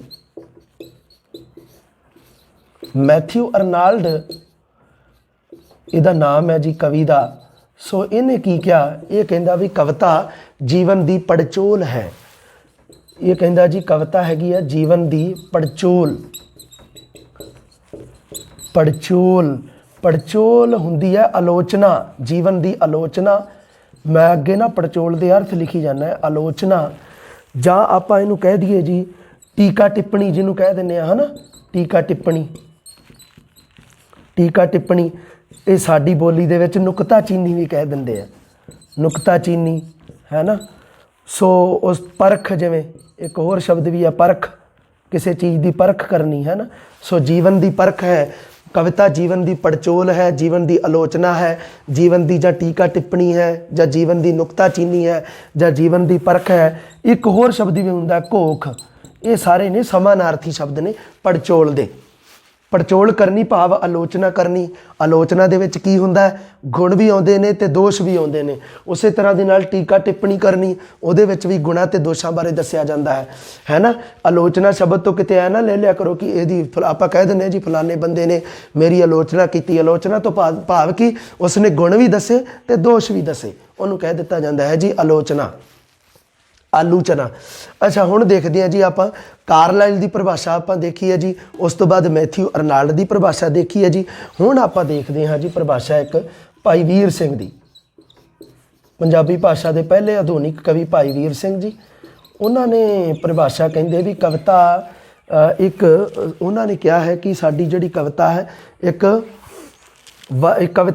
ਕਵਿਤਾ ਵਲਵਲੇ 'ਚੋਂ ਉਪਜਦੀ ਹੈ, ਕਵਿਤਾ ਵਲਵਲੇ ਦੀ ਉਪਜ ਹੈ, ਉਹਨਾਂ ਨੇ ਕਿਹਾ। ਬਸ ਸਿਰਫ ਆਪਾਂ ਸ਼ਬਦਾਵਲੀ ਧਿਆਨ ਦੇ ਵਿੱਚ ਰੱਖਣੀ ਹੈ। ਵਲਵਲੇ ਦੀ ਉਪਜ, ਵਲਵਲਾ ਹੁੰਦਾ ਤਾਂਗ, ਉਮੰਗ, ਉਹਨੂੰ ਕਹਿ ਦਿੰਦੇ ਆ ਜੀ ਵਲਵਲਾ। ਸੋ ਕਵਿਤਾ ਕੀ ਹੈ, ਜਿਹੜੀ ਜਦੋਂ ਕਹਿੰਦੇ ਆ ਕਿ ਮਨ ਦੇ ਵਿੱਚ ਉਮੰਗ ਉੱਠਦੀ ਹੈ, ਸੋ ਉਮੰਗ ਦੀ ਉਪਜ ਹੈ ਇੱਕ ਤਰ੍ਹਾਂ ਦੀ। ਮਤਲਬ ਸਾਡੇ ਮਨ ਦੇ ਵਿੱਚ ਅਨੇਕਾਂ ਤਰ੍ਹਾਂ ਦੀਆਂ ਉਮੰਗਾਂ ਨੇ, ਭਾਵ ਨੇ। ਮਤਲਬ ਕੀ ਹੈ ਕਿ ਮੁੜ ਘੁੜ ਕੇ ਗੱਲ ਉੱਥੇ ਹੀ ਆ ਜਾਂਦੀ ਹੈ। ਸੋ ਭਾਈ ਵੀਰ ਸਿੰਘ ਨੇ ਕਿਹਾ ਜੀ ਵਲਵਲੇ ਦੀ ਉਪਜ ਹੈ। ਪ੍ਰੋਫੈਸਰ ਮੋਹਨ ਸਿੰਘ ਕਹਿੰਦਾ ਵੀ ਕਵਿਤਾ ਇੱਕ ਮਸਤੀ ਹੈ ਜੀ, ਕਵਿਤਾ ਮਸਤੀ ਹੈ। ਠੀਕ ਹੈ ਜੀ। ਸੋ ਇੱਕ ਹੋਰ ਹੈ ਪ੍ਰੋਫੈਸਰ ਪੂਰਨ ਸਿੰਘ ਕਹਿੰਦਾ, ਹਿੰਦੀ ਵਾਲੇ ਵੀ ਜਾਣਦੇ ਆ ਪ੍ਰੋਫੈਸਰ ਪੂਰਨ ਸਿੰਘ ਜੀ ਨੂੰ, ਤਾਂ ਉਹਨਾਂ ਨੇ ਕਿਹਾ ਹੈ ਕਿ ਪ੍ਰੋਫੈਸਰ ਪੂਰਨ ਸਿੰਘ ਕਹਿੰਦੇ ਕਿ ਸਾਧ ਮਨ ਚੋਂ ਉਪਜੇ ਮਿੱਠੇ ਬੋਲ ਜੋ ਹੁੰਦੇ ਹਨ, ਸਾਧ ਮਨ ਚੋਂ ਉਪਜੇ ਮਿੱਠੇ ਬੋਲ, ਸਾਧੂਆਂ ਦੇ ਬੋਲ, ਉਹਨੂੰ ਕਿਹਾ ਜਾਂਦਾ ਹੈ ਜੀ ਕਵਿਤਾ। ਸੋ ਇਹਦੇ ਵਿੱਚ ਆਪਾਂ ਦੇਖੋ ਗੱਲ ਕੀਤੀ ਹੈ ਜੀ ਕਵਿਤਾ ਬਾਰੇ। ਸਭ ਤੋਂ ਪਹਿਲਾਂ ਕਿ ਕਵਿਤਾ ਕਿਵੇਂ ਸਾਹਿਤ ਦਾ ਸਭ ਤੋਂ ਪਹਿਲਾ ਤੇ ਸਭ ਤੋਂ ਹਰਮਨ ਪਿਆਰਾ ਰੂਪ ਹੈ। ਸੋ ਜਿਹੜੀ ਕਵਿਤਾ ਹੈ ਇਹ ਭਾਵਾਂ ਦੀ ਉਪਜ ਹੈ। ਮਨ ਦੇ ਭਾਵ ਕਵਿਤਾ ਰਾਹੀਂ ਪ੍ਰਗਟ ਹੁੰਦੇ ਹਨ, ਪਰ ਸਾਡੇ ਦਿਮਾਗ ਦੇ ਵਿੱਚ ਜੋ ਵਿਚਾਰ ਹਨ ਉਹ ਵਾਰਤਕ ਰਾਹੀਂ ਪ੍ਰਗਟ ਹੁੰਦੇ ਹਨ। ਸੋ ਕਵਿਤਾ ਵਾਰਤਕ ਜਾਂ ਪਦ। ਦੂਸਰਾ ਇੱਕ ਸਾਡਾ ਗੱਦ ਜਾਂ ਵਾਰਤਕ ਵੀ ਹੈ ਨਾ, ਗੱਦ ਜਾਂ ਵਾਰਤਕ, ਹੈ ਨਾ। ਸੋ ਗੱਦ ਜਾਂ ਵਾਰਤਕ, ਜਦੋਂ ਆਪਾਂ ਗੱਦ ਜਾਂ ਵਾਰਤਕ ਦੀ ਰਚਨਾ ਜਦੋਂ ਆਪਾਂ ਕਰਦੇ ਹਾਂ, ਉਸ ਗੱਦ ਜਾਂ ਵਾਰਤਕ ਦਾ ਸੰਬੰਧ ਸਾਡੇ ਵਿਚਾਰਾਂ ਨਾਲ ਹੁੰਦਾ ਹੈ, ਤੇ ਵਿਚਾਰ ਸਾਡੇ ਵਿਚਾਰਾਂ ਦਾ ਸੰਬੰਧ ਹੈ ਬੁੱਧੀ ਦੇ ਨਾਲ, ਦਿਮਾਗ ਦੇ ਨਾਲ। ਇਹ ਤੁਸੀਂ ਧਿਆਨ ਦੇ ਵਿੱਚ ਰੱਖਣਾ ਹੈ ਕਿ ਸਾਡੇ ਗੱਦ ਦੇ ਵਿੱਚ ਜੋ ਸਾਡੀ ਗਦ ਰਚਨਾ ਹੈ, ਕੋਈ ਵੀ ਗਦ ਰਚਨਾ ਕਿਸੇ ਵੀ ਤਰ੍ਹਾਂ ਦੀ, ਮੰਨ ਲਓ ਕੋਈ ਲੇਖ ਹੈ, ਕੋਈ ਨਿਬੰਧ ਹੈ, ਕੋਈ ਜੀਵਨੀ ਹੈ, ਕੋਈ ਸਵੈ ਜੀਵਨੀ ਹੈ, ਸੰਸਮਰਨ ਹੈ, ਰੇਖਾ ਚਿੱਤਰ ਹੈ, ਇਹ ਸਾਰੇ ਗਦ ਰਚਨਾ ਦੇ ਵਿੱਚ ਆਉਂਦੇ ਨੇ, ਹੈ ਨਾ। ਜਿਵੇਂ ਨਾਟਕ, ਨਾਵਲ ਅੱਜ ਦੇ ਸਮੇਂ ਇਹ ਵੀ ਗਦ ਰਚਨਾ ਦੇ ਵਿੱਚ ਲਿਖੇ ਜਾਂਦੇ ਨੇ। ਸੋ ਗਦ ਰਚਨਾ ਜੋ ਹੈ ਉਸ ਦਾ ਸੰਬੰਧ ਹੈ ਜੀ ਸਾਡੀ ਬੁੱਧੀ ਦੇ ਨਾਲ, ਤੇ ਬੁੱਧੀ ਕੀ ਹੈ, ਵਿਚਾਰਾਂ ਦੀ ਜਨਨੀ ਹੈ। ਵਿਚਾਰ ਬੁੱਧੀ 'ਚੋਂ ਪੈਦਾ ਹੁੰਦੇ ਹਨ, ਪਰ ਜਿਹੜੇ ਭਾਵ ਹਨ ਉਹ ਸਾਡੇ ਮਨ 'ਚੋਂ ਪੈਦਾ ਹੁੰਦੇ ਹਨ, ਭਾਵ ਸਾਡੇ ਮਨ 'ਚੋਂ ਪੈਦਾ ਹੁੰਦੇ ਹਨ। ਸੋ ਇਹ ਤੁਸੀਂ ਧਿਆਨ ਦੇ ਵਿੱਚ ਰੱਖਣਾ ਕਿ ਭਾਵਾਂ ਦਾ ਸੰਬੰਧ ਮਨ ਨਾਲ ਹੈ, ਮਨ ਨਾਲ ਹੈ। ਇਹ ਥੋੜਾ ਜਿਹਾ ਮੈਂ ਦੱਸਤਾ, ਮੈਂ ਕਿਹਾ ਚਲੋ ਕਵਿਤਾ ਤੇ ਵਾਰਤਕ ਦੇ ਵਿੱਚ ਥੋੜਾ ਜਿਹਾ ਡਿਫਰੈਂਸ ਹੁੰਦਾ ਹੈ ਕਿ ਇਹਦਾ ਸੰਬੰਧ ਸਾਡੇ ਦਿਮਾਗ ਨਾਲ ਹੈ, ਤੇ ਇਸ ਦਾ ਸੰਬੰਧ, ਕਵਿਤਾ ਦਾ ਸੰਬੰਧ ਹੈ ਜੀ ਸਾਡੇ ਦਿਲ ਨਾਲ ਜਾਂ ਮਨ ਨਾਲ। ਇਸ ਤਰ੍ਹਾਂ ਪ੍ਰਸ਼ਨ ਇੱਕ ਵਾਰੀ ਆਇਆ ਸੀ ਜੀ ਕਿ ਵਾਰਤਕ ਦਾ ਸੰਬੰਧ ਹੈ, ਵਾਰਤਕ ਦਾ ਸੰਬੰਧ ਹੈ, ਥੱਲੇ ਆਪਸ਼ਨ ਦਿਲ ਨਾਲ, ਦਿਮਾਗ ਨਾਲ, ਅੱਗੇ ਹੋਰ ਲਿਖਿਆ ਸੀ ਕੁਛ। ਸੋ ਉਹਦਾ ਆਨਸਰ ਸੀ ਦਿਮਾਗ ਨਾਲ, ਵਾਰਤਕ ਦਾ ਸੰਬੰਧ। ਪਰ ਕਵਿਤਾ ਦਾ ਸੰਬੰਧ ਹੈ ਜੀ ਸਾਡੇ ਦਿਲ ਨਾਲ, ਸਾਡੇ ਮਨ ਨਾਲ, ਕਿਉਂਕਿ ਸਾਡੇ ਭਾਵ ਜੋ ਹਨ ਉਹ ਦਿਲ 'ਚੋਂ ਜਾਂ ਮਨ 'ਚੋਂ ਪੈਦਾ ਹੁੰਦੇ ਹਨ। ਇਸੇ ਕਰਕੇ ਸੋ ਭਾਵਾਂ ਦੀ ਆਪਾਂ ਗੱਲ ਕੀਤੀ ਹੈ ਜੀ, ਕਿਉਂਕਿ ਮਨ ਦੇ ਵਿੱਚ ਬਹੁਤ ਸਾਰੇ ਸਥਾਈ ਭਾਵ ਹਨ। ਉਹਨਾਂ ਦੇ ਅਨੁਸਾਰ ਆਪਾਂ ਉਹ ਜਦੋਂ ਉਪਜਦੇ ਹਨ ਸਾਡੇ ਮਨ ਵਿੱਚੋਂ, ਤਾਂ ਉਦੋਂ ਸਾਡੇ ਕੀ ਹੈ ਕਿ ਕਵਿਤਾ ਦੀ ਰਚਨਾ ਇੱਕ ਕਵੀ ਕਰ ਦਿੰਦਾ ਹੈ। ਹਰ ਕੋਈ ਕਵੀ ਕਵਿਤਾ ਦੀ ਰਚਨਾ ਹਰ ਬੰਦਾ ਨਹੀਂ ਕਰ ਸਕਦਾ। ਕਾਰਨ ਕੀ ਹੈ? ਕਿਉਂਕਿ ਦੇਖੋ ਦੁਨੀਆ ਨੂੰ ਵੇਖਣ ਦਾ ਇੱਕ ਡਿਫਰੈਂਟ ਤਰੀਕਾ ਹੁੰਦਾ ਹਰ ਕਵੀ ਦਾ। ਉਹ ਇੱਕ ਸਧਾਰਨ ਜੀ ਚੀਜ਼ ਨੂੰ ਵੀ ਆਪਣੀ ਹੋਰ ਦ੍ਰਿਸ਼ਟੀ ਨਾਲ ਦੇਖਦਾ ਹੈ, ਆਪਣੀ ਅੰਦਰੂਨੀ ਦ੍ਰਿਸ਼ਟੀ ਦੇ ਨਾਲ ਦੇਖਣਾ, ਹੋਰ ਤਰੀਕੇ ਦੇ ਨਾਲ ਦੇਖਣਾ। ਸੋ ਉਹਦੇ ਅੰਦਰ ਕੀ ਹੈ, ਇੱਕ ਭਾਵ ਹੈ, ਇੱਕ ਜਜ਼ਬਾ ਹੈ ਵੱਖਰੇ ਤਰ੍ਹਾਂ ਦਾ। ਇਸੇ ਕਰਕੇ ਹੀ ਤਾਂ ਉਹ ਇੱਕ ਚੰਗਾ ਕਵੀ ਬਣਦਾ ਹੈ, ਚੰਗੀ ਕਵਿਤਾ ਲਿਖਦਾ ਹੈ। ਹੁਣ ਗੱਲ ਕਰਦੇ ਹਾਂ ਜੀ ਕਵਿਤਾ ਦੇ ਤੱਤਾਂ ਦੀ। ਲਓ ਜੀ, ਆਪਾਂ ਗੱਲ ਕਰਦੇ ਹਾਂ ਜੀ ਕਵਿਤਾ ਦੇ ਤੱਤਾਂ ਦੀ। ਆਪਾਂ ਸਾਹਿਤ ਦੇ ਰੂਪਾਂ ਦੀ ਗੱਲ ਕੀਤੀ ਹੈ ਨਾ, ਉਹਦੇ ਵਿੱਚੋਂ ਸਭ ਤੋਂ ਜਿਹੜਾ ਹਰਮਨ ਪਿਆਰਾ ਰੂਪ ਹੈ ਜੀ ਉਹ ਸਾਡੀ ਹੈ ਕਵਿਤਾ। ਹੁਣ ਆਪਾਂ ਕਵਿਤਾ ਤੇ ਕਰਨੀ ਹੈ ਜੀ ਚਰਚਾ, ਤੇ ਕਵਿਤਾ ਦੇ ਤੱਤ। ਦੇਖੋ ਜੀ ਕਵਿਤਾ ਦੀ ਸੰਰਚਨਾ ਤੇ ਇਹਦੇ ਗੁਣਾਤਮਕ ਰੂਪ ਨੂੰ ਬਣਾਉਣ ਵਾਸਤੇ, ਕਵਿਤਾ ਦੀ ਸੰਰਚਨਾ ਬਣਾਉਣ ਵਾਸਤੇ ਬਹੁਤ ਸਾਰੇ ਤੱਤਾਂ ਦੀ ਲੋੜ ਪੈਂਦੀ ਹੈ। ਜਿਵੇਂ ਸਾਡਾ ਸਰੀਰ ਆ ਕਹਿੰਦੇ ਜੀ 5 ਤੱਤਾਂ ਤੋਂ ਬਣਿਆ, ਉਵੇਂ ਹੀ ਕਵਿਤਾ ਦੇ ਕਈ ਤੱਤ ਹੁੰਦੇ ਹਨ ਜੋ ਜ਼ਰੂਰੀ ਹੁੰਦੇ ਹਨ। ਇੱਕ ਕਵਿਤਾ ਲਿਖਣੀ ਹੈ ਜੇ ਤੁਸੀਂ, ਜਾਂ ਇੱਕ ਕਵਿਤਾ ਪੜ੍ਹਨੀ ਹੈ, ਉਸ ਦਾ ਪੂਰਾ ਰਸ ਮਾਣਨਾ ਹੈ, ਤਾਂ ਤੁਹਾਨੂੰ ਇਹ ਕਵਿਤਾ ਦੇ ਕੁਝ ਤੱਤ ਨੇ ਜੋ ਤੁਹਾਡੇ ਐਗਜ਼ਾਮ ਦੇ ਅਕੋਰਡਿੰਗ ਨੇ, ਉਹਨਾਂ ਦੇ ਬਾਰੇ ਆਪਾਂ ਗੱਲ ਕਰਨੀ ਹੈ ਜੀ। ਦੇਖੋ ਸਭ ਤੋਂ ਪਹਿਲਾਂ ਆਪਾਂ ਗੱਲ ਕਰਦੇ ਹਾਂ ਜੀ ਕਵਿਤਾ ਦੀ ਸੰਰਚਨਾ ਦੀ। ਕਵਿਤਾ ਦੀ ਸੰਰਚਨਾ ਜੀ, ਆ ਜਿਹੜੀ ਸੰਰਚਨਾ ਬਣਤਰ, ਅੱਜ ਕੱਲ੍ਹ ਸੰਰਚਨਾ ਸ਼ਬਦ ਇਸਤੇਮਾਲ ਹੁੰਦਾ ਹੈ ਜੀ। ਕਵਿਤਾ ਦੀ ਸੰਰਚਨਾ ਦੇ ਵਿੱਚ 2 ਚੀਜ਼ਾਂ ਹੈ ਜੀ। ਇੱਕ ਤਾਂ ਹੈਗਾ ਹੈ ਜੀ, ਇੱਕ ਤਾਂ ਹੁੰਦਾ ਹੈ ਜੀ ਵਿਸ਼ਾ, ਤੇ ਇੱਕ ਹੁੰਦਾ ਹੈ ਜੀ ਰੂਪ। 2 ਚੀਜ਼ਾਂ ਹੁੰਦੀਆਂ ਨੇ ਜੀ ਕਵਿਤਾ ਦੇ ਵਿੱਚ। ਇੱਕ ਕਵਿਤਾ ਦੇ ਵਿੱਚ 2 ਤਰ੍ਹਾਂ ਦੇ ਨਾਲ ਇਹਦੀ ਸੰਰਚਨਾ ਸ਼ਬਦ ਅੱਜ ਕੱਲ੍ਹ ਇਸਤੇਮਾਲ ਹੁੰਦਾ ਹੈ, ਪਰ ਫਿਰ ਵੀ ਮੈਂ ਇਹਨੂੰ ਥੋੜ੍ਹਾ ਜਿਹਾ ਅੱਡ ਤਰੀਕੇ ਨਾਲ ਥੋੜ੍ਹਾ ਜਿਹਾ ਦੱਸਣਾ, ਤੁਹਾਨੂੰ ਜ਼ਿਆਦਾ ਨਹੀਂ ਲੋੜ। ਦੇਖੋ ਜੀ ਕਵਿਤਾ ਦੀ ਸੰਰਚਨਾ ਦੇ ਵਿੱਚ 2 ਚੀਜ਼ਾਂ ਕੰਮ ਕਰਦੀਆਂ ਨੇ। ਇੱਕ ਤਾਂ ਵਿਸ਼ਾ ਕੰਮ ਕਰਦਾ ਹੈ, ਇੱਕ ਰੂਪ। ਵਿਸ਼ਾ ਦਾ ਸਾਨੂੰ ਪਤਾ ਲੱਗ ਗਿਆ ਵੀ ਜਿਹਨੂੰ ਆਪਾਂ ਵਿਸ਼ਾ ਵਸਤੂ ਇਕੱਠਾ ਲਿਖ ਦਿੱਤਾ ਜਾਂਦਾ ਹੈ ਨਾ, ਵਿਸ਼ਾ ਵਸਤੂ। ਸੋ ਵਿਸ਼ਾ ਦਾ ਮਤਲਬ ਕੀ ਹੈ? ਵਿਸ਼ਾ ਜਾਂ ਵਸਤੂ ਇੱਕੋ ਹੀ ਗੱਲ ਹੈ। ਸੋ ਵਸਤੂ ਜਾਂ ਪਦਾਰਥ ਹੈ ਨਾ, ਜਾਂ ਪਦਾਰਥ। ਸੋ ਦੂਸਰੀ ਗੱਲ ਕੀ ਹੈ? ਰੂਪ। ਰੂਪ ਦਾ ਮਤਲਬ ਕੀ ਹੈ? ਬਾਹਰੀ ਰੂਪ ਰੇਖਾ। ਠੀਕ ਹੈ ਜੀ, बनावट ਜਾਂ ਬਾਹਰੀ ਰੂਪ ਰੇਖਾ। ਅੱਛਾ ਠੀਕ ਹੈ ਜੀ। ਇੱਕ ਕਵਿਤਾ ਜੋ ਕੋਈ ਹੈ, ਦੇਖੋ ਜੀ ਇਹ ਹੈ ਅੱਜ ਸਾਡੇ ਕੀ ਸੀ, ਜਦੋਂ ਸਾਡੇ ਵਿਦਵਾਨਾਂ ਨੇ ਕਵਿਤਾ ਦੀ ਗੱਲ ਕੀਤੀ ਤਾਂ ਜਿਹੜੇ ਸਾਡੇ ਜਿੰਨੇ ਵੀ ਕੋਈ ਆਚਾਰੀਆ ਵਗੈਰਾ ਹੋਏ ਆ, ਗੁਰੂ, ਉਹਨਾਂ ਨੇ ਗੱਲ ਕੀਤੀ ਤੇ ਉਹਨਾਂ ਨੇ ਰੂਪ ਤੇ ਜ਼ਿਆਦਾ ਧਿਆਨ ਦਿੱਤਾ। ਉਹ ਕਹਿੰਦੇ ਜੀ ਕਵਿਤਾ ਦੀ ਬਨਾਵਟ ਵਧੀਆ ਹੋਣੀ ਚਾਹੀਦੀ ਹੈ, ਕਵਿਤਾ ਦੀ ਬਾਹਰੀ ਰੂਪ ਰੇਖਾ ਵਧੀਆ ਹੋਵੇ। ਪਰ ਜਦੋਂ ਪਾਸ਼ਚਾਤਿਆ ਵਿਦਵਾਨ, ਜਿਹੜੇ ਪੱਛਮੀ ਵਿਦਵਾਨ ਆਏ, ਉਹ ਕਹਿੰਦੇ ਜੀ ਨਾ ਜੀ, ਇਹਦਾ ਵਸਤੂ ਤੇ ਪਦਾਰਥ ਜਿਹੜਾ ਅੰਦਰ ਕੀ ਹੈ ਕਵਿਤਾ ਦੇ, ਕਵਿਤਾ ਦਾ ਅੰਦਰ ਵਿਸ਼ਾ ਵਸਤੂ ਕੀ ਹੈ, ਕਵਿਤਾ ਦੇ ਅੰਦਰ ਵਿਚਾਰ ਕਿਸ ਚੀਜ਼ ਦਾ ਸੀਗਾ, ਉਹਦੇ ਬਾਰੇ ਵੀ ਗੱਲ ਕਰਨੀ ਜ਼ਰੂਰੀ ਹੈ। ਸੋ ਵਿਸ਼ਾ ਕੀ ਹੈ ਕਿ ਕਵਿਤਾ ਦੇ ਵਿੱਚ ਕੀ ਕੁਝ ਲਿਖਿਆ ਗਿਆ ਹੈ ਨਾ, ਤੇ ਰੂਪ ਕੀ ਹੈ, ਲਿਖਣ ਦਾ ਤਰੀਕਾ ਕੀ ਸੀ, ਲਿਖਣ ਦਾ ਢੰਗ ਕੀ ਸੀ, ਹੈ ਨਾ। ਸੋ ਕਵਿਤਾ ਦੇ ਵਿੱਚ ਸਤਰਾਂ ਦੇ ਵਿੱਚ ਕਿਹੜਾ ਛੰਦ ਸੀ, ਕਿਹੜਾ ਅਲੰਕਾਰ ਸੀ, ਇਹ ਤਾਂ ਆ ਗਿਆ ਜੀ ਰੂਪ ਦੇ ਵਿੱਚ। ਤੇ ਬਾਕੀ ਜਿਹੜਾ ਕੁਝ ਵੀ ਹੈ ਤੁਹਾਡਾ, ਦੇਖੋ ਆਹ ਭਾਵ ਸੁੰਦਰਤਾ, ਵਿਚਾਰ ਸੁਹਜ, ਸ਼ੈਲੀ, ਪ੍ਰਸੰਗ, ਸਿੱਖਿਆ, ਇਹ ਸਾਰੇ ਕੀ ਹੈ ਸਾਡੇ, ਇਹ ਕਵਿਤਾ ਦੇ ਵਿਸ਼ੇ ਦੇ ਵਿੱਚ ਆ ਜਾਂਦੇ ਨੇ। ਕਵਿਤਾ ਦਾ ਵਿਸ਼ਾ ਸਮਝ ਗਏ ਨਾ ਤੁਸੀਂ, ਵੀ ਅੰਦਰ ਸਬਜੈਕਟ ਕੀ ਹੈ ਕਵਿਤਾ ਦੇ ਵਿੱਚ। ਕਵਿਤਾ ਦੇ ਵਿੱਚ ਸਾਨੂੰ ਕੀ ਮਿਲਿਆ ਕਵਿਤਾ ਦੇ ਵਿੱਚੋਂ, ਕਵਿਤਾ ਪੜ੍ਹਨ ਤੋਂ ਬਾਅਦ ਸਾਡੇ ਮਨ ਦੇ ਵਿੱਚ ਕਿਸ ਤਰ੍ਹਾਂ ਦਾ ਵਿਚਾਰ ਆ ਰਿਹਾ, ਕਿਸ ਤਰ੍ਹਾਂ ਦਾ ਭਾਵ ਹੈ, ਕਵੀ ਦਾ ਲਿਖਣ ਦਾ ਤਰੀਕਾ ਕੀ ਸੀ, ਕਿਹੜੇ ਪ੍ਰਸੰਗ ਦੇ ਵਿੱਚ ਲਿਖੀ ਗਈ ਹੈ, ਕਿਸ ਚੀਜ਼ ਦੇ ਬਾਬਤ ਲਿਖੀ ਗਈ ਹੈ ਕਵਿਤਾ। ਜਦੋਂ ਆਪਾਂ ਇਹਦੀ ਗੱਲ ਕਰਦੇ ਹਾਂ ਤਾਂ ਉਹਨੂੰ ਕਿਹਾ ਜਾਂਦਾ ਵਿਸ਼ਾ ਜਾਂ ਵਸਤੂ। ਇਕੱਠੇ ਲਿਖਿਆ ਹੁੰਦਾ ਨਾ, ਇਕੱਠਾ ਵਿਸ਼ਾ ਵਸਤੂ, ਵਿਸ਼ਾ ਜਾਂ ਵਸਤੂ ਉਹਨੂੰ ਕਹਿ ਦਿੰਦੇ ਆਪਾਂ। ਭਾਵ ਕੀ ਹੈ, ਪਦਾਰਥ ਕੀ ਹੈ ਅੰਦਰ, ਭਾਂਡੇ ਦੇ ਅੰਦਰ ਪਦਾਰਥ ਕੀ ਹੈ। ਸੋ ਭਾਂਡਾ ਕੀ ਹੈ, ਆਹ ਹੈ ਬਰਤਨ, ਰੂਪ ਬਰਤਨ ਹੈ। ਸੋ ਬਰਤਨ ਕੀ ਹੈ, ਬਾਹਰੀ ਰੂਪ ਰੇਖਾ ਹੈ ਕਵਿਤਾ ਦੀ। ਬਾਹਰੀ ਰੂਪ ਰੇਖਾ ਆਪਾਂ ਕਿਵੇਂ ਸਜਾਉਂਦੇ ਆ, ਵਧੀਆ ਛੰਦ ਦਾ ਇਸਤੇਮਾਲ ਕਰੋ ਜੀ, ਵਧੀਆ ਅਲੰਕਾਰ ਦਾ ਇਸਤੇਮਾਲ ਕਰੋ, ਹੈ ਨਾ। ਸੋ ਇਹਨੂੰ ਆਪਾਂ ਕਹਿ ਦਿੰਦੇ ਆ ਬਨਾਵਟ ਜਾਂ ਬਾਹਰੀ ਰੂਪ ਰੇਖਾ। ਛੰਦ, ਅਲੰਕਾਰ ਆਦਿਕ ਇਹ ਚੀਜ਼ਾਂ ਨੇ, ਇਹ ਸਾਡੀ ਕਵਿਤਾ ਦੇ ਵਿੱਚ ਰੂਪ ਦੇ ਵਿੱਚ ਆ ਜਾਂਦੀਆਂ। ਇਹਨਾਂ ਨੂੰ ਇੱਕੋ ਹੀ ਪੜ੍ਹਿਆ ਜਾਂਦਾ ਅੱਜ ਦੇ ਸਮੇਂ, ਇਹਨਾਂ ਨੂੰ ਅੱਡ ਅੱਡ ਨਹੀਂ ਪੜ੍ਹਿਆ ਜਾਂਦਾ। ਇਹਦੇ ਵਾਸਤੇ ਵਿਸ਼ਾ ਤੇ ਵਿਸ਼ਾ ਵਸਤੂ ਅਤੇ ਰੂਪ, ਇਹਨਾਂ ਦੋਨਾਂ ਵਾਸਤੇ ਇੱਕੋ ਹੀ ਸ਼ਬਦ ਵਰਤਿਆ ਜਾਂਦਾ ਹੈ, ਜਿਹਨੂੰ ਕਹਿ ਦਿੱਤਾ ਜਾਂਦਾ ਹੈ ਸੰਰਚਨਾ। ਇਹ ਤੁਸੀਂ ਧਿਆਨ ਦੇ ਵਿੱਚ ਰੱਖਣਾ ਜੀ। ਕਵਿਤਾ ਦੀ ਸੰਰਚਨਾ ਦੇ ਵਿੱਚ ਦੋ ਚੀਜ਼ਾਂ ਕੰਮ ਕਰਦੀਆਂ, ਇੱਕ ਵਿਸ਼ਾ ਤੇ ਰੂਪ। ਇਹ ਮੈਂ ਵੈਸੇ ਹੀ ਦੱਸਤਾ ਕਿਉਂਕਿ ਕਵਿਤਾ ਦੇ ਤੱਤ ਹੈ ਜਿਹੜੇ ਉਹ ਇਸੇ ਨਾਲ ਹੀ ਤਾਂ ਸੰਬੰਧਿਤ ਹੈ। ਕੋਈ ਵਿਸ਼ੇ ਦੇ ਨਾਲ ਸੰਬੰਧਿਤ ਹੁੰਦਾ, ਕੋਈ ਰੂਪ ਦੇ ਨਾਲ। ਇਹ ਤੁਹਾਡੇ ਕੰਮ ਦੀ ਗੱਲ ਨਹੀਂ, ਕੰਮ ਦੀ ਗੱਲ ਹੈ ਜੀ ਸਾਡੀ ਆਹ ਦੇਖੋ ਜੀ। ਕਵਿਤਾ ਕਈ ਤੱਤਾਂ ਤੋਂ ਬਣੀ ਹੈ। ਕਿਹੜੀ ਚੀਜ਼ ਤੋਂ ਪਤਾ ਲੱਗਦਾ ਹੈ ਕਿ ਕਵਿਤਾ ਬੜੀ ਗੁਣਕਾਰੀ ਹੈ ਜੀ, ਬੜੀ ਸੋਹਣੀ ਰਚਨਾ ਕੀਤੀ ਗਈ ਹੈ ਜੀ? ਕਿਹੜੀਆਂ ਚੀਜ਼ਾਂ ਤੋਂ ਪਤਾ ਲੱਗੂਗਾ? ਭਾਵ ਸੁੰਦਰਤਾ, ਵਿਚਾਰ ਸੁਹਜ, ਹੈ ਨਾ। ਭਾਵ ਸੁੰਦਰਤਾ, ਸਭ ਤੋਂ ਪਹਿਲਾਂ ਭਾਵ ਸੁੰਦਰਤਾ ਸੁਣ ਲਓ ਕੀ ਹੈ ਜੀ। ਇਹਨਾਂ ਨੂੰ ਸਾਰਿਆਂ ਨੂੰ ਅਲੱਗ ਅਲੱਗ ਵੀ ਆਪਾਂ ਕਰਨਾ ਤੇ ਇੱਕ ਵਾਰੀ ਪਹਿਲਾਂ ਥੋੜਾ ਜਿਹਾ ਸਮਝ ਲਵੋ ਵੀ ਕੀ ਚੀਜ਼ ਹੈ। ਦੇਖੋ ਜੀ, ਆਪਾਂ ਨੂੰ ਪਤਾ ਹੈ ਕਿ ਕਵਿਤਾ ਜਿਹੜੀ ਉਹ ਸਾਡੇ ਮਨ ਦੇ ਭਾਵਾਂ ਨੂੰ ਪ੍ਰਗਟ ਕਰਦੀ ਹੈ ਨਾ। ਕਿ ਮਤਲਬ ਕੀ ਹੈ ਕਿ ਜੋ ਸਾਡਾ ਮਨ ਹੈ, ਜੋ ਸਾਡਾ ਦਿਲ ਹੈ, ਉਹਦੇ ਚੋਂ ਕੀ ਪੈਦਾ ਹੁੰਦਾ ਹੈ? ਭਾਵ ਪੈਦਾ ਹੁੰਦੇ ਨੇ। ਸੋ ਕਵਿਤਾ ਦਾ ਸੰਬੰਧ ਹੈ ਜੀ ਸਾਡੇ ਦਿਲ ਨਾਲ। ਇਹ ਆਪਾਂ ਗੱਲ ਕਰ ਚੁੱਕੇ ਹਾਂ। ਕਵਿਤਾ ਦਾ ਸੰਬੰਧ ਸਾਡੇ ਦਿਲ ਨਾਲ ਹੈ ਜਾਂ ਸਾਡੇ ਮਨ ਨਾਲ ਹੈ। ਸਾਡੇ ਮਨ ਜਾਂ ਦਿਲ ਚੋਂ ਕੀ ਚੀਜ਼ ਪੈਦਾ ਹੁੰਦੀ ਹੈ ਜੀ? ਭਾਵ। ਭਾਵਾਂ ਦੀ ਸੁੰਦਰਤਾ, ਭਾਵ ਸੁੰਦਰਤਾ ਦਾ ਮਤਲਬ ਹੈ ਕਿ ਭਾਵਾਂ ਦੀ ਸੁੰਦਰਤਾ। ਭਾਵਾਂ ਦੀ ਸੁੰਦਰਤਾ ਕਿਵੇਂ ਹੈ? ਦੇਖੋ ਜੀ, ਮਨ ਦੇ ਵਿੱਚ ਭਾਵ ਆਉਂਦੇ ਆ ਬੜੇ ਤਰ੍ਹਾਂ ਦੇ। ਕਦੀ ਬੁਰਾ ਭਾਵ ਵੀ ਆ ਜਾਂਦਾ, ਕਦੀ ਚੰਗਾ ਭਾਵ ਵੀ ਆ ਜਾਂਦਾ। ਪਰ ਕਵਿਤਾ ਦੇ ਵਿੱਚ ਕੀ ਹੁੰਦਾ ਹੈ? ਚੰਗਾ ਭਾਵ ਹੁੰਦਾ ਹੈ, ਸੋਹਣਾ ਭਾਵ ਹੁੰਦਾ, ਸੁੰਦਰ ਭਾਵ ਹੁੰਦਾ ਹੈ। ਇਸ ਕਰਕੇ ਇਹਨੂੰ ਕਹਿ ਦਿੱਤਾ ਜਾਂਦਾ ਹੈ ਸੁੰਦਰਤਾ, ਭਾਵ ਸੁੰਦਰਤਾ। ਇਸੇ ਕਰਕੇ ਅਜਿਹੇ ਹੀ ਉਹੋ ਹੀ ਭਾਵ ਹੈ ਜਿਹੜੇ ਮਨ ਦੇ ਵਿੱਚ। ਦੇਖੋ ਜੀ, ਸਥਾਈ ਭਾਵ ਬਹੁਤ ਨੇ, ਠੀਕ ਹੈ। ਸਥਾਈ ਭਾਵਾਂ ਦੇ ਅਨੁਸਾਰ ਹੀ ਅੱਗੇ ਕੀ ਹੈ ਕਿ ਸਾਡੇ ਮਨ ਦੇ ਵਿੱਚੋਂ ਕਵਿਤਾ ਨੂੰ ਪੜ੍ਹ ਕੇ ਰਸ ਉਤਪੰਨ ਹੁੰਦਾ ਹੈ।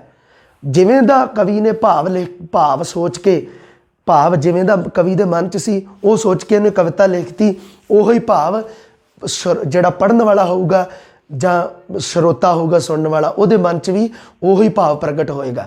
ਸੋ ਉਹਨੂੰ ਕਹਿ ਦਿੱਤਾ ਜਾਂਦਾ ਵੀ ਇਹ ਸਾਡੀ ਭਾਵ ਸੁੰਦਰਤਾ ਹੈ। ਕਿਉਂਕਿ ਦੇਖੋ ਜੀ, ਵਲਗੈਰਿਟੀ ਦੇ ਨਾਂ 'ਤੇ ਬੜਾ ਕੁਝ ਵਿਕ ਰਿਹਾ ਜੀ ਅੱਜ ਕੱਲ੍ਹ, ਗੰਦਗੀ ਦੇ ਨਾਂ 'ਤੇ।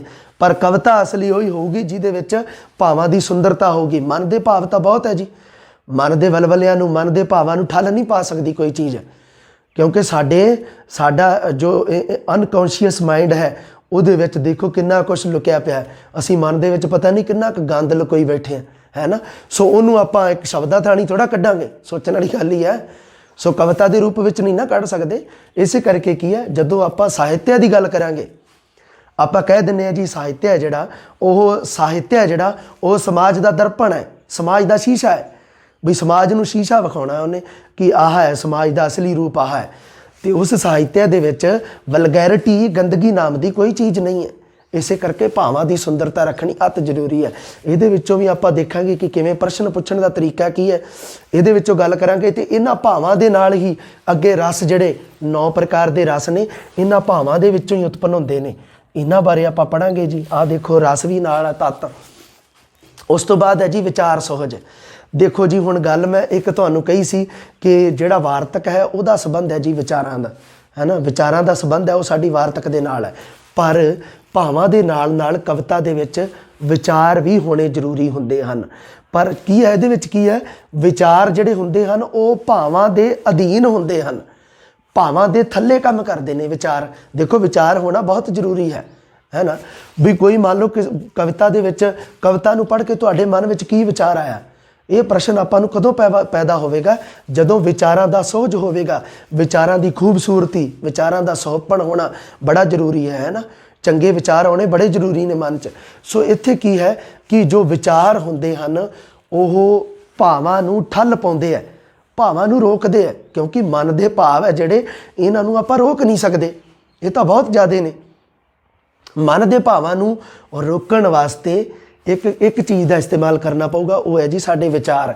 ਸੋ ਵਿਚਾਰਾਂ ਦੀ ਸੁੰਦਰਤਾ ਬਾਰੇ ਵੀ ਆਪਾਂ ਗੱਲ ਕਰਾਂਗੇ।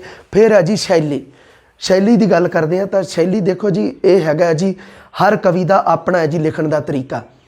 ਕਿਸੇ ਕਵੀ ਦੀ ਭਾਸ਼ਾ 'ਤੇ ਕਮਾਂਡ ਜ਼ਿਆਦਾ ਵਧੀਆ ਹੈ, ਕਿਸੇ ਕਵੀ ਦੀ ਥੋੜ੍ਹੀ ਜਿਹੀ ਘੱਟ ਹੈ। ਕੋਈ ਕਵੀ ਅਖਾਣਾਂ ਅਤੇ ਮੁਹਾਵਰਿਆਂ ਦੀ ਸੋਹਣੀ ਵਰਤੋਂ ਕਰਦਾ ਹੈ, ਸ਼ਬਦਾਵਲੀ ਦੀ ਸੋਹਣੀ ਵਰਤੋਂ ਕਰਦਾ ਹੈ ਨਾ। ਸੋ ਹਰ ਕਵੀ ਦੀ ਆਪਣੀ ਵਿਲੱਖਣ ਸ਼ੈਲੀ ਹੈ, ਨਿਵੇਕਲੀ ਸ਼ੈਲੀ ਹੈ, ਇੰਡੀਵਿਜੂਅਲ ਸ਼ੈਲੀ ਹੈ ਹਰ ਦੀ। ਸੋ ਸ਼ੈਲੀ ਦਾ ਸੰਬੰਧ ਹੈ ਕਵੀ ਦੇ ਲਿਖਣ ਦੇ ਤਰੀਕੇ ਦੇ ਨਾਲ, ਕਿ ਕਵੀ ਦਾ ਲਿਖਣ ਦਾ ਤਰੀਕਾ ਕੀ ਹੈ। ਉਸੇ ਲਿਖਣ ਦੇ ਤਰੀਕੇ ਤੋਂ ਹੀ ਉਸ ਕਵੀ ਦੀ ਵਿਚਾਰਧਾਰਾ ਦਾ ਪਤਾ ਲੱਗੂਗਾ।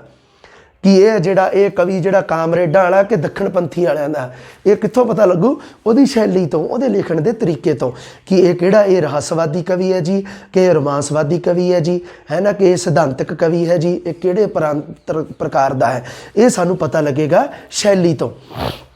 ਹੁਣ ਗੱਲ ਕਰਦੇ ਹਾਂ ਜੀ ਪ੍ਰਸੰਗ ਦੀ। ਦੇਖੋ ਆਪਾਂ ਜਦੋਂ ਪੜ੍ਹਦੇ ਹੁੰਦੇ ਸੀਗੇ ਸਕੂਲਾਂ ਦੇ ਵਿੱਚ, ਤੇ ਉਦੋਂ ਆਉਂਦਾ ਸੀਗਾ ਵੀ ਇੱਕ ਕਵਿਤਾ ਦੇ ਦਿੰਦੇ ਸੀ ਤੇ ਥੱਲੇ ਆਉਂਦਾ ਸੀ ਵੀ ਇਹਦੀ ਪ੍ਰਸੰਗ ਸਹਿਤ ਵਿਆਖਿਆ ਕਰੋ। ਸੋ ਪ੍ਰਸੰਗ ਦਾ ਮਤਲਬ ਕੀ ਹੈ? ਕਿ ਕਿਸ ਚੀਜ਼ ਦੇ ਬਾਰੇ ਲਿਖੀ ਗਈ ਹੈ, ਕਿਸ ਚੀਜ਼ ਦੇ ਬਾਬਤ ਲਿਖੀ ਗਈ ਹੈ। ਕਿਉਂਕਿ ਸਾਹਿਤ ਦਾ ਪ੍ਰਯੋਜਨ ਵੀ ਹੈ, ਸਾਹਿਤ ਦਾ ਉਦੇਸ਼ ਹੈ, ਉਦੇਸ਼ ਵੀ ਤਾਂ ਹੈ। ਸੋ ਇਹ ਕਿਸ ਉਦੇਸ਼ ਨੂੰ ਲੈ ਕੇ ਕੀ ਪ੍ਰਸੰਗ ਉਹਦੇ ਵਿੱਚ ਚੱਲ ਰਿਹਾ, ਕੀ ਗੱਲਬਾਤ ਹੈ, ਕਿਸ ਚੀਜ਼ ਦੇ ਬਾਬਤ ਲਿਖੀ ਗਈ ਹੈ, ਕਿਸ ਗੱਲ ਦੇ ਬਾਰੇ ਲਿਖੀ ਗਈ ਹੈ। ਸੋ ਉਹਨੂੰ ਕਹਿ ਦਿੰਦੇ ਆਪਾਂ ਪ੍ਰਸੰਗ। ਉਸ ਤੋਂ ਬਾਅਦ ਹੈ ਜੀ ਸਿੱਖਿਆ। ਦੇਖੋ ਜੀ ਜਿਹੜਾ ਕਲਾ ਹੈ, ਕਵਿਤਾ ਇੱਕ ਕਲਾ ਹੈ ਜੀ, ਹੈ ਨਾ। ਆਪਾਂ ਗੱਲ ਕੀਤੀ ਸੀ ਕਵਿਤਾ ਇੱਕ ਸ਼ਬਦ ਕਲਾ ਹੈ। ਇਹਦਾ ਮਤਲਬ ਕੀ ਹੈ ਜੀ? ਕਵਿਤਾ ਇੱਕ ਕੋਮਲ ਕਲਾ, ਆਪਾਂ ਪੜ੍ਹਦੇ ਹਾਂ ਨਾ, ਕਲਾਵਾਂ ਪੜ੍ਹਦੇ ਹਾਂ, ਉਹਦੇ ਵਿੱਚ ਕਵਿਤਾ ਜਿਹੜੀ ਜਾਂ ਸਾਡਾ ਸਾਹਿਤ ਹੈ ਜਿਹੜਾ, ਉਹ ਇੱਕ ਕੋਮਲ ਕਲਾ ਹੈ। ਇਹਦਾ ਮਤਲਬ ਕੀ ਹੈ ਕਿ ਜਿਹੜੀ ਦੇਖੋ ਦੋ ਤਰ੍ਹਾਂ ਦੇ ਕਿਸੇ ਟਾਈਮ ਸਿਧਾਂਤ ਚੱਲਦੇ ਹੁੰਦੇ ਸੀ।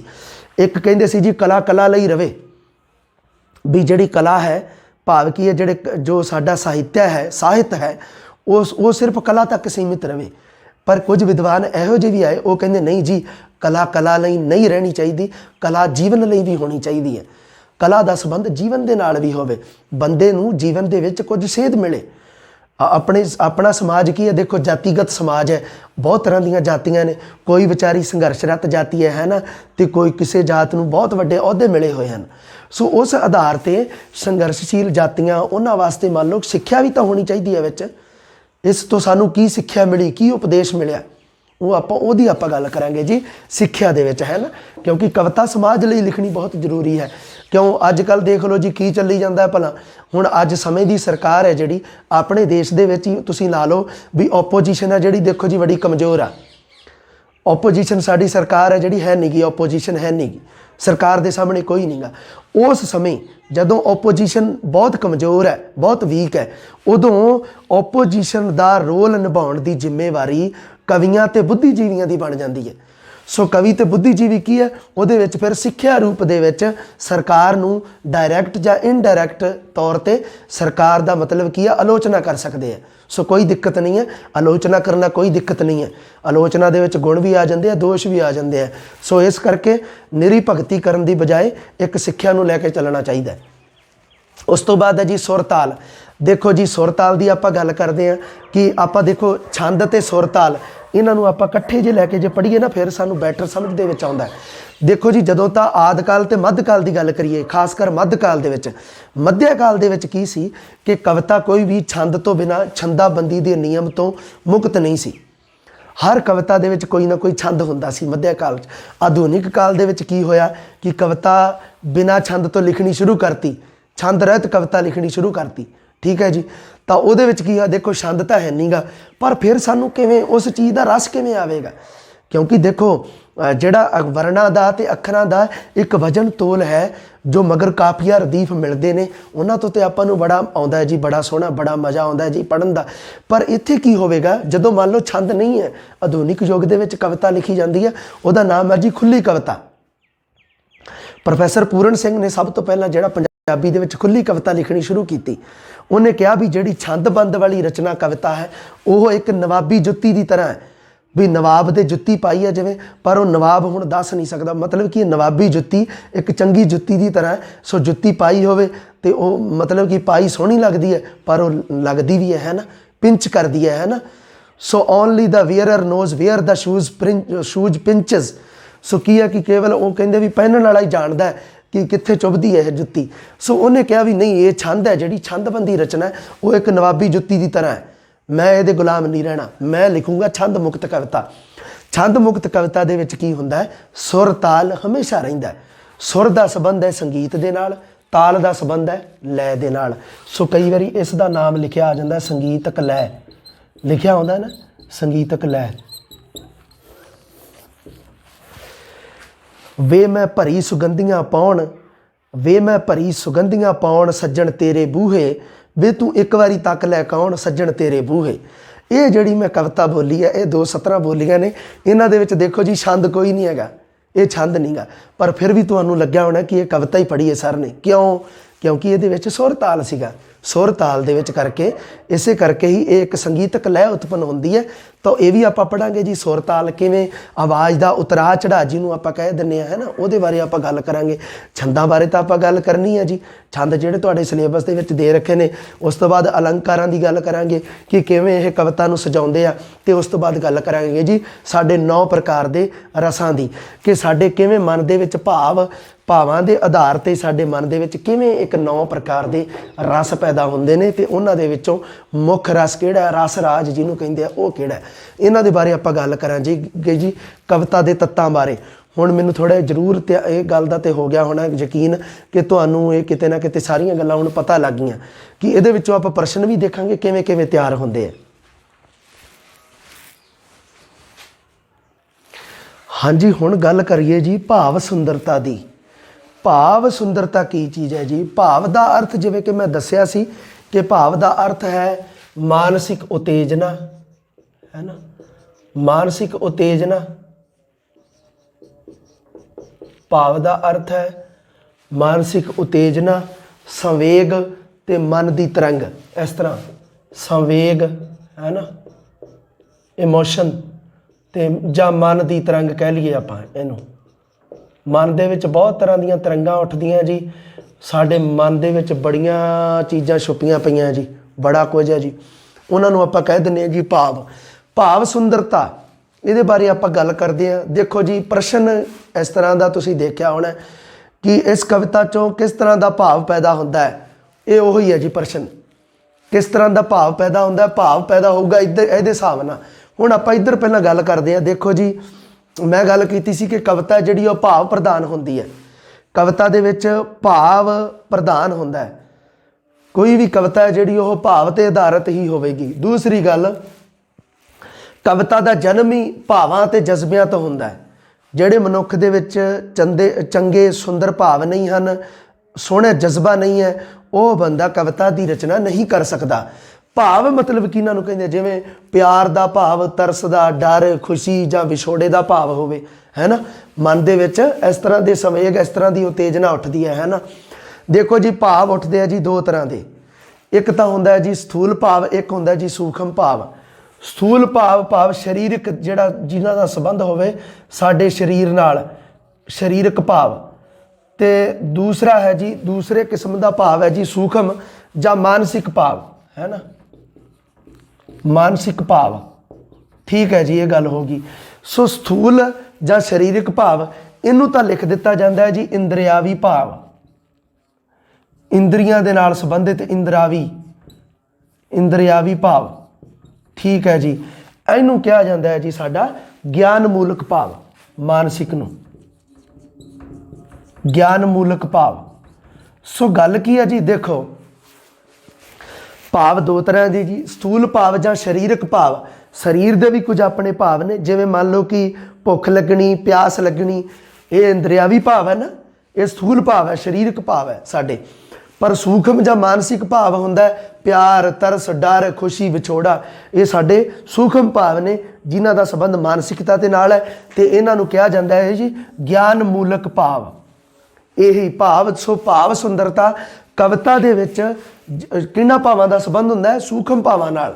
ਕਵਿਤਾ ਦਾ ਸੰਬੰਧ ਸੂਖਮ ਭਾਵਾਂ ਦੇ ਨਾਲ ਹੁੰਦਾ ਹੈ, ਮਾਨਸਿਕ ਭਾਵਾਂ ਦੇ ਨਾਲ ਹੁੰਦਾ ਹੈ, ਜਿਸ ਨੂੰ ਸਾਹਿਤਿਆ ਦੀ ਬੋਲੀ ਦੇ ਵਿੱਚ ਕਿਹਾ ਜਾਂਦਾ ਗਿਆਨ ਮੂਲਕ ਭਾਵ। ਦੂਸਰੀ ਗੱਲ, ਇੱਕ ਹੋਰ ਗੱਲ ਹੈ ਜੀ, ਭਾਵਪੂਰਨ ਕਵਿਤਾ ਕਲਪਨਾਮਈ ਹੁੰਦੀ ਹੈ। ਦੇਖੋ ਜੀ, ਜਿੰਨਾ ਚਿਰ ਕੋਈ ਵਿਅਕਤੀ, ਕੋਈ ਕਵੀ ਕਲਪਨਾ ਨਹੀਂ ਕਰ ਸਕਦਾ, ਉਹਨਾਂ ਚਿਰ ਉਹ ਕੀ ਹੈ, ਕਵਿਤਾ ਦੀ ਰਚਨਾ ਨਹੀਂ ਕਰ ਸਕਦਾ। ਸੋ ਭਾਵਾਂ ਨੂੰ ਜਦੋਂ ਪ੍ਰਗਟ ਕਰਨਾ ਹੈ, ਉਦੋਂ ਕਵੀ ਕਲਪਨਾ ਦਾ ਸਹਾਰਾ ਲੈਂਦਾ ਹੈ। ਸ਼ੈਲੇ ਨੇ ਇਹ ਗੱਲ ਕਹੀ ਹੈ, ਸ਼ੈਲੇ ਭਾਸ਼ਾ ਵਿਗਿਆਨੀ ਹੈ, ਸ਼ੈਲੇ ਨਾਮ ਦਾ ਕਵੀ ਹੈ ਜੀ। ਉਹਨੇ ਕਿਹਾ ਹੈ ਕਿ ਜਿਹੜੀ ਕਵਿਤਾ ਹੈ ਉਹ ਕਲਪਨਾ ਦੀ ਉਪਜ ਹੈ। ਸੋ ਕਾਰਨ ਕੀ ਹੈ? ਕਿਉਂਕਿ ਉਹਨੂੰ ਇਸ ਗੱਲ ਦਾ ਪਤਾ ਹੈ ਉਸ ਨੂੰ ਕਿ ਵਾਕਈ ਇਹ ਗੱਲ ਕੀ ਹੈ ਕਿ ਜੋ ਭਾਵ ਹਨ, ਭਾਵਾਂ ਨੂੰ ਜਦੋਂ ਆਪਾਂ ਪ੍ਰਗਟ ਕਰਨਾ ਹੈ ਤਾਂ ਕਲਪਨਾ ਦੇ ਰਾਹੀਂ ਪ੍ਰਗਟ ਕਰਦਾ ਹੈ ਇੱਕ ਕਵੀ। ਸੋ ਭਾਵ ਰਾਹੀਂ ਰਸ ਦੀ ਉਤਪਤੀ ਹੁੰਦੀ ਹੈ। ਜੋ ਅਸੀਂ ਰਸ ਪੜ੍ਹਦੇ ਹਾਂ ਉਹ ਭਾਵਾਂ ਰਾਹੀਂ ਰਸ ਦੀ ਅੱਗੇ ਉਤਪਤੀ ਹੁੰਦੀ ਹੈ। ਉਸ ਤੋਂ ਬਾਅਦ ਹੈ ਜੀ ਭਾਵ ਕਿਹੜੇ ਹੋਣੇ ਚਾਹੀਦੇ ਆ ਜੀ? ਸ੍ਰੇਸ਼ਟ ਤੇ ਸਮਾਜ ਲਈ ਕਲਿਆਣਕਾਰੀ ਹੋਣੇ ਚਾਹੀਦੇ ਆ। ਉਹਨਾਂ ਹੀ ਭਾਵਾਂ ਨੂੰ ਭਾਵ ਸੁੰਦਰਤਾ ਕਿਹਾ ਜਾਂਦਾ ਹੈ। ਭਾਵ ਸੁੰਦਰਤਾ ਭਾਵਾਂ ਦਾ ਸੁੰਦਰ ਹੋਣਾ ਭਾਵ ਭਾਵਾਂ ਦਾ ਸ੍ਰੇਸ਼ਟ ਹੋਣਾ, ਭਾਵਾਂ ਦਾ ਸਮਾਜ ਲਈ ਕਲਿਆਣਕਾਰੀ ਹੋਣਾ। ਹੁਣ ਆਪਾਂ ਗੱਲ ਕਰਦੇ ਹਾਂ ਜੀ, ਦੇਖੋ ਜਿਵੇਂ ਦਾ ਕਵਿਤਾ ਨੂੰ ਪੜ੍ਹ ਕੇ ਭਾਵ ਪ੍ਰਗਟ ਹੋਊਗਾ, ਕਵਿਤਾ ਦੇ ਵਿੱਚ ਉਵੇਂ ਦਾ ਹੀ ਰਸ ਹੁੰਦਾ ਹੈ। 9 ਪ੍ਰਕਾਰ ਦੇ ਰਸ ਨੇ ਜੀ ਸਾਡੇ, ਆਹ ਦੇਖ ਲਓ ਤੁਹਾਡੇ ਸਾਹਮਣੇ ਲਿਖੇ ਪਏ ਆ। ਇਹਨਾਂ ਦੇਖੋ ਅਗਰ ਤਾਂ ਕਵਿਤਾ ਨੂੰ ਪੜ੍ਹ ਕੇ ਸਾਡੇ ਮਨ ਦੇ ਵਿੱਚ ਪ੍ਰੇਮ ਜਾਂ ਪ੍ਰੀਤ ਦਾ ਭਾਵ ਪ੍ਰਗਟ ਹੋਇਆ ਤਾਂ ਉਦੋਂ ਕਵਿਤਾ ਦੇ ਵਿੱਚ ਕਿਹੜਾ ਰਸ ਕੰਮ ਕਰ ਰਿਹਾ ਜੀ? ਸ਼ਿੰਗਾਰ ਰਸ। ਇਹਨਾਂ ਦੀ ਗੱਲ ਆਪਾਂ ਬਕਾਇਦਾ ਕਰਾਂਗੇ ਅੱਗੇ। ਫਿਲਹਾਲ ਇੱਥੇ ਸਮਝ ਲਓ ਕਿ ਕਿਵੇਂ ਭਾਵਾਂ ਦਾ ਸੰਬੰਧ ਰਸ ਨਾਲ ਹੈ, ਇਹ ਗੱਲ ਕਰਨੀ ਹੈ ਆਪਾਂ। ਜੋੜੀਏ ਇਹਨਾਂ ਨੂੰ, ਇਕੱਠੇ ਕਰੀਏ। ਪ੍ਰੇਮ ਜਾਂ ਪ੍ਰੀਤ ਦਾ ਪ੍ਰੀਤ ਤੋਂ ਕਿਹੜਾ ਰਸ ਪੈਦਾ ਹੁੰਦਾ ਜੀ? ਸ਼ਿੰਗਾਰ ਰਸ। ਨੀ ਅੱਜ ਕੋਈ ਆਇਆ ਸਾਡੇ ਵਿਹੜੇ, ਤੱਕਣ ਚੰਨ ਸੂਰਜ ਢੁੱਕ ਢੁੱਕ ਨੇੜੇ, ਲੱਸੇ ਨਹੀਂ ਮੱਥਾ ਉਹਦਾ ਤਾਰਿਆਂ ਦੇ ਵਾਂਗੂ, ਆਇਆ ਨੀ ਖੌਰੇ ਅੰਬਰ ਘੁੰਮ ਘੁੰਮ ਕਿਹੜੇ। ਇਹ ਹੈ ਜੀ ਸਾਡਾ ਇੱਕ ਪ੍ਰੇਮ ਜਾਂ ਪ੍ਰੀਤ ਦਾ ਇਹਦੇ ਵਿੱਚ ਭਾਵ ਪੈਦਾ ਹੁੰਦਾ ਹੈ ਕਿ ਅੱਜ ਸਾਡਾ ਸੱਜਣ ਹੈ ਜਿਹੜਾ ਉਹ ਸਾਡੇ ਵਿਹੜੇ ਦੇ ਵਿੱਚ ਆਇਆ ਹੈ ਅਤੇ ਉਹਦਾ ਜਿਹੜਾ ਮੱਥਾ ਹੈ ਉਹ ਤਾਰਿਆਂ ਵਾਂਗੂ ਚਮਕ ਰਿਹਾ ਹੈ ਅਤੇ ਲੱਸੇ ਨਹੀਂ ਮੱਥਾ ਉਹਦਾ ਤਾਰਿਆਂ ਵਾਂਗੂ, ਆਇਆ ਨਹੀਂ ਖੌਰੇ ਅੰਬਰ ਘੁੰਮ ਘੁੰਮ ਕਿਹੜੇ। ਪਤਾ ਨਹੀਂ ਕਿਹੜੇ ਕਿਹੜੇ ਅੰਬਰ ਅਸਮਾਨਾਂ 'ਚੋਂ ਆਇਆ ਉਹ। ਸੋ ਇਹਦੇ ਵਿੱਚ ਸਾਨੂੰ ਪਤਾ ਲੱਗਦਾ ਕਿਤੇ ਨਾ ਕਿਤੇ ਪ੍ਰੇਮ ਦਾ ਪ੍ਰੀਤ ਦਾ ਭਾਵ ਪ੍ਰਗਟ ਹੋ ਰਿਹਾ। ਇਹਨਾਂ ਸਤਰਾਂ ਦੇ ਵਿੱਚ ਕਿਹੜਾ ਰਸ ਹੈ? ਸ਼ਿੰਗਾਰ ਰਸ। ਰਸ 2 ਤਰ੍ਹਾਂ ਦਾ ਜੀ। ਦੇਖੋ ਜੀ ਰਸ 2, ਇੱਕ ਤਾਂ ਹੁੰਦਾ ਹੈ ਸੰਯੋਗ ਰਸ ਅਤੇ ਇੱਕ ਹੁੰਦਾ ਜੀ ਵਿਯੋਗ ਰਸ। ਇਹਦੇ ਵਿੱਚ ਸੀਗਾ ਸੰਯੋਗ ਰਸ, ਮਿਲਣੀ ਹੋਵੇ ਜਦੋਂ 2 ਤਰ੍ਹਾਂ ਦੀ ਮਿਲਣ ਹੋਵੇ, ਜਦੋਂ ਪ੍ਰੇਮ ਪ੍ਰੀਤ ਪ੍ਰਵਾਨ ਚੜ੍ਹੇ ਉਦੋਂ ਤਾਂ ਹੈ ਜੀ ਸੰਯੋਗ ਰਸ, ਜਦੋਂ ਪੈ ਜੇ ਵਿਛੋੜਾ ਉਦੋਂ ਕਹਿ ਦਿੰਦੇ ਆ ਜੀ ਇਹ ਵਿਯੋਗ ਰਸ ਹੈ। ਦੇਖੋ ਆਪਾਂ ਗੁਰੂ ਗੋਬਿੰਦ ਸਿੰਘ ਜੀ ਜਦੋਂ ਮਾਛੀਵਾੜੇ ਦੇ ਜੰਗਲਾਂ ਦੇ ਵਿੱਚ ਸੀਗੇ ਨਾ, ਜਦੋਂ ਸਾਰਾ ਪਰਿਵਾਰ ਉਹਨਾਂ ਤੋਂ ਵਿਛੜ ਗਿਆ ਤਾਂ ਉਹਨਾਂ ਨੇ ਇੱਕ ਨਾ ਵਿਯੋਗ ਸ਼ਿੰਗਾਰ ਰਸ ਦੇ ਵਿੱਚ ਇੱਕ ਗੱਲ ਕਹੀ ਕਿ ਮਿੱਤਰ ਪਿਆਰੇ ਨੂੰ ਹਾਲ ਮੁਰੀਦਾਂ ਦਾ ਕਹਿਣਾ, ਤੁਧ ਬਿਨ ਰੋਗ ਰਜਾਈਆਂ ਦਾ ਓਢਣ, ਨਾਗ ਨਿਵਾਸਾਂ ਦੇ ਰਹਿਣਾ, ਸੂਲ ਸਰਾਹੀ ਖੰਜਰ ਪਿਆਲਾ, ਬਿੰਗ ਕਸਾਈਆਂ ਦਾ ਸਹਿਣਾ, ਯਾਰੜੇ ਦਾ ਸਾਨੂੰ ਸੱਥਰ ਚੰਗਾ, ਭੱਠ ਖੇੜਿਆਂ ਦਾ ਰਹਿਣਾ। ਸੋ ਇਹਦੇ ਵਿੱਚ ਇੱਕ ਵਿਯੋਗ ਹੈ। ਗੁਰੂ ਗੋਬਿੰਦ ਸਿੰਘ ਜੀ ਆਪਣੇ ਗੁਰੂ ਨੂੰ, ਆਪਣੇ ਪ੍ਰਮਾਤਮਾ ਨੂੰ ਯਾਦ ਕਰ ਰਹੇ ਹੈ। ਸੋ ਉਹਦੇ ਵਿੱਚ ਇੱਕ ਵਿਯੋਗ ਦੀ ਭਾਵਨਾ ਹੁੰਦੀ ਹੈ। ਇਹ ਵੀ ਸਾਡਾ ਇੱਕ ਸ਼ਿੰਗਾਰ ਰਸ ਹੈ। ਇਹਦੇ ਵਿੱਚ ਸਾਨੂੰ ਕੀ ਹੋਇਆ ਕਿ ਗੁਰੂ ਗੋਬਿੰਦ ਸਿੰਘ ਜੀ ਨੇ ਆਪਣੇ ਪ੍ਰਮਾਤਮਾ ਨਾਲ ਪ੍ਰੇਮ ਪ੍ਰੀਤ ਦਾ ਦੱਸਿਆ ਕਿ ਯਾਰੜੇ ਦਾ ਸਾਨੂੰ ਸੱਥਰ ਚੰਗਾ, ਕਿ ਮੈਨੂੰ ਮੇਰੇ ਪ੍ਰਮਾਤਮਾ ਦੀ ਜਿਹੜੀ ਕੁੱਲੀ, ਮਤਲਬ ਜਿਹੜਾ ਸੱਥਰ ਭਾਵ ਸੱਥਰ ਇੱਕ ਕੱਪੜਾ ਵਿਛਾਉਂਦੇ ਆ ਉਹੀ ਚੰਗਾ ਹੈ, ਭੱਠ ਖੇੜਿਆਂ ਦਾ ਰਹਿਣਾ। ਸੋ ਮੈਂ ਖੁਸ਼ੀਆਂ ਦੀ ਦੁਨੀਆ 'ਚ ਨਹੀਂ ਰਹਿਣਾ ਚਾਹੁੰਦਾ। ਸੋ ਇਹ ਵੀ ਇੱਕ ਪ੍ਰੇਮ ਪ੍ਰੀਤ ਹੈ। ਸੋ ਉਸ ਤੋਂ ਬਾਅਦ ਇੱਕ ਹਾਸਾ ਵੀ ਭਾਵ ਹੈ ਨਾ, ਇੱਕ ਹਾਸਾ ਆ ਜਾਣਾ ਕਿਸੇ ਗੱਲ ਨੂੰ ਸੁਣ ਕੇ, ਉਹਦੇ ਤੋਂ ਪੈਦਾ ਹੁੰਦਾ ਜੀ ਹਾਸ ਰਸ। ਬਹੁਤ ਸਾਰੀਆਂ ਕਵਿਤਾਵਾਂ ਜਿਹੜੀਆਂ ਹਾਸ ਰਸ ਦੇ ਵਿੱਚ ਲਿਖੀਆਂ ਗਈਆਂ ਨੇ, ਹੈ ਨਾ। ਸ਼ੋਕ ਜਾਂ ਗਮ, ਇਹਦੇ ਰਾਹੀਂ ਜਦੋਂ ਸ਼ੋਕ ਜਾਂ ਗਮ ਦਾ ਭਾਵ ਪ੍ਰਗਟ ਹੋਵੇ ਤਾਂ ਉਦੋਂ ਉਹਨੂੰ ਕਹਿ ਦਿੱਤਾ ਜਾਂਦਾ ਹੈ ਜੀ ਕਰੁਣਾ ਰਸ, ਹੈ ਨਾ। ਸੋ ਇਹਦੇ ਵਿੱਚ ਕੀ ਹੈ, ਹੁਣ ਦੇਖੋ ਇਹ ਇੱਕ ਕਵਿਤਾ ਜੀ ਮੈਂ ਕਈ ਵਾਰੀ ਪੜ੍ਹਦਾ ਹੁੰਦਾ ਕਿ ਰੁੱਤ ਬਰਸਾਤ ਦੀ ਤੇ ਨਦੀ ਦਾ ਕਿਨਾਰਾ ਏ। ਹਾਸ ਰਸ ਦੇਖ ਲਓ ਕਿਵੇਂ ਹੁੰਦਾ। ਨਦੀ ਦੇ ਕਿਨਾਰੇ ਤੇ ਸੁਹਾਵਣਾ ਨਜ਼ਾਰਾ ਏ, ਵੀ ਸੋਹਣਾ ਏ ਨਜ਼ਾਰਾ ਜਿੱਥੇ ਬਿਰਖਾਂ ਦੀ ਛਾਂ ਏ, ਬਿਰਖਾਂ ਦੀ ਛਾਵੇਂ ਰਮਣੀਕ ਜਿਹੀ ਥਾਂ ਏ, ਰਮਣੀਕ ਜਿਹੀ ਥਾਂ ਲਾਇਆ ਕਿਸੇ ਡੇਰਾ ਏ, ਡੇਰੇ ਵਿੱਚ ਮੱਲਿਆ ਕਿਸੇ ਨੇ ਚੁਫੇਰਾ ਏ, ਚੁਫੇਰੇ ਵਿੱਚ ਰਹਿੰਦਾ ਕੋਈ ਸਾਧੂਆਂ ਦਾ ਢਾਣਾ ਏ, ਕੋਈ ਵਿੱਚੋਂ ਭੈਂਗਾ ਏ ਤੇ ਕੋਈ ਵਿੱਚੋਂ ਕਾਣਾ ਏ। ਸੋ ਇਹ ਲਾਸਟਲੀਆਂ ਜਿਹੜੀਆਂ ਪੰਕਤੀਆਂ ਉਹ ਹਾਸੇ ਦਾ ਪ੍ਰਤੀਕ ਨੇ ਕਿ ਇੱਕ ਡੇਰਾ, ਉਹਦੇ ਵਿੱਚ ਬਹੁਤ ਸਾਰੇ ਸਾਧੂ ਰਹਿੰਦੇ ਆ ਤੇ ਕੋਈ ਤਾਂ ਭੈਂਗਾ ਹੈ, ਮਤਲਬ ਕੋਈ ਕਿਸੇ ਦੀ ਸਰੀਰ ਦੀ ਜਿਹੜੀ ਬਣਤਰ ਹੈ ਉਹ ਖਰਾਬ ਹੈ, ਤੇ ਕੋਈ ਕਾਣਾ ਹੈ, ਮਤਲਬ ਕਿਸੇ ਨੂੰ ਇੱਕ ਅੱਖ ਤੋਂ ਦੀਂਦਾ ਨਹੀਂ। ਸੋ ਇਹ ਹਾਸੇ ਵਾਲੀ ਗੱਲ ਹੈ ਕਿ ਕੋਈ ਵਿੱਚੋਂ ਭੈਂਗਾ ਹੈ ਤੇ ਕੋਈ ਵਿੱਚੋਂ ਕਾਣਾ ਹੈ। ਸੋ ਇਹਦੇ ਵਿੱਚ ਹਾਸ ਰਸ ਪੈਦਾ ਹੁੰਦਾ ਇਸ ਤਰ੍ਹਾਂ ਕਰਕੇ। ਉਸ ਤੋਂ ਬਾਅਦ ਹੈ ਜੀ ਸ਼ੋਕ ਜਾਂ ਗਮ। ਸੋ ਇਹ ਕੀ ਹੈ, ਕਰੁਣਾ ਰਸ ਹੈ। ਜਿਹੜੀ ਅੰਮ੍ਰਿਤਾ ਪ੍ਰੀਤਮ ਦੀ ਕਵਿਤਾ ਹੈ ਨਾ, ਅੱਜ ਆਖਾਂ ਵਾਰਸ ਸਾਹ ਨੂੰ, ਉਹਨੂੰ ਜਦੋਂ ਪੜ੍ਹਦੇ ਹਾਂ ਤਾਂ ਉਦੋਂ ਆਪਣੇ ਸਾਡੇ ਮਨ ਦੇ ਵਿੱਚ ਗਮ ਦਾ ਜਾਂ ਸ਼ੋਕ ਦਾ ਭਾਵ ਪ੍ਰਗਟ ਹੁੰਦਾ ਹੈ। ਅੱਜ ਆਖਾਂ ਵਾਰਸ ਸ਼ਾਹ ਨੂੰ ਕਿਤੇ ਕਬਰਾਂ ਵਿੱਚੋਂ ਬੋਲ, ਤੇ ਅੱਜ ਕਿਤਾਬੇ ਇਸ਼ਕ ਦਾ ਕੋਈ ਅਗਲਾ ਵਰਕਾ ਫੋਲ। ਇੱਕ ਰੋਈ ਸੀ ਧੀ ਪੰਜਾਬ ਦੀ ਤੂੰ ਲਿਖ ਲਿਖ ਮਾਰੇ ਵੈਣ, ਅੱਜ ਲੱਖਾਂ ਧੀਆਂ ਰੋਂਦੀਆਂ ਤੈਨੂੰ ਵਾਰਸ ਸ਼ਾਹ ਨੂੰ ਕਹਿਣ। ਵੇ ਉੱਠ ਦਰਦਮੰਦਾਂ ਦਿਆ ਦਰਦੀਆ, ਉੱਠ ਤੱਕ ਆਪਣਾ ਪੰਜਾਬ, ਅੱਜ ਬੇਲੇ ਲਾਸ਼ਾਂ ਵਿਛੀਆਂ ਤੇ ਲਹੂ ਦੀ ਭਰੀ ਚਨਾਬ। ਇਹ ਕਰੁਣਾ ਰਸ ਹੈ। ਉਸ ਤੋਂ ਬਾਅਦ ਹੈ ਜੀ ਕ੍ਰੋਧ। ਸੋ ਕ੍ਰੋਧ ਵੀ ਇੱਕ ਤਰ੍ਹਾਂ ਦਾ ਸਾਡੇ ਮਨ ਦਾ ਭਾਵ ਹੈ। ਜਦੋਂ ਆਪਾਂ ਕ੍ਰੋਧ ਦੇ ਸੰਬੰਧਿਤ ਕਵਿਤਾ ਪੜ੍ਹਦੇ ਹਾਂ ਤਾਂ ਉਦੋਂ ਹੁੰਦਾ ਰੌਦਰ ਰਸ। ਉਸ ਤੋਂ ਬਾਅਦ ਹੈ ਜੀ ਉਤਸ਼ਾਹ। ਉਤਸ਼ਾਹ ਸਾਡੇ ਮਨ ਦਾ ਇੱਕ ਭਾਵ ਹੈ, ਉਤਸ਼ਾਹ ਹੋਣਾ।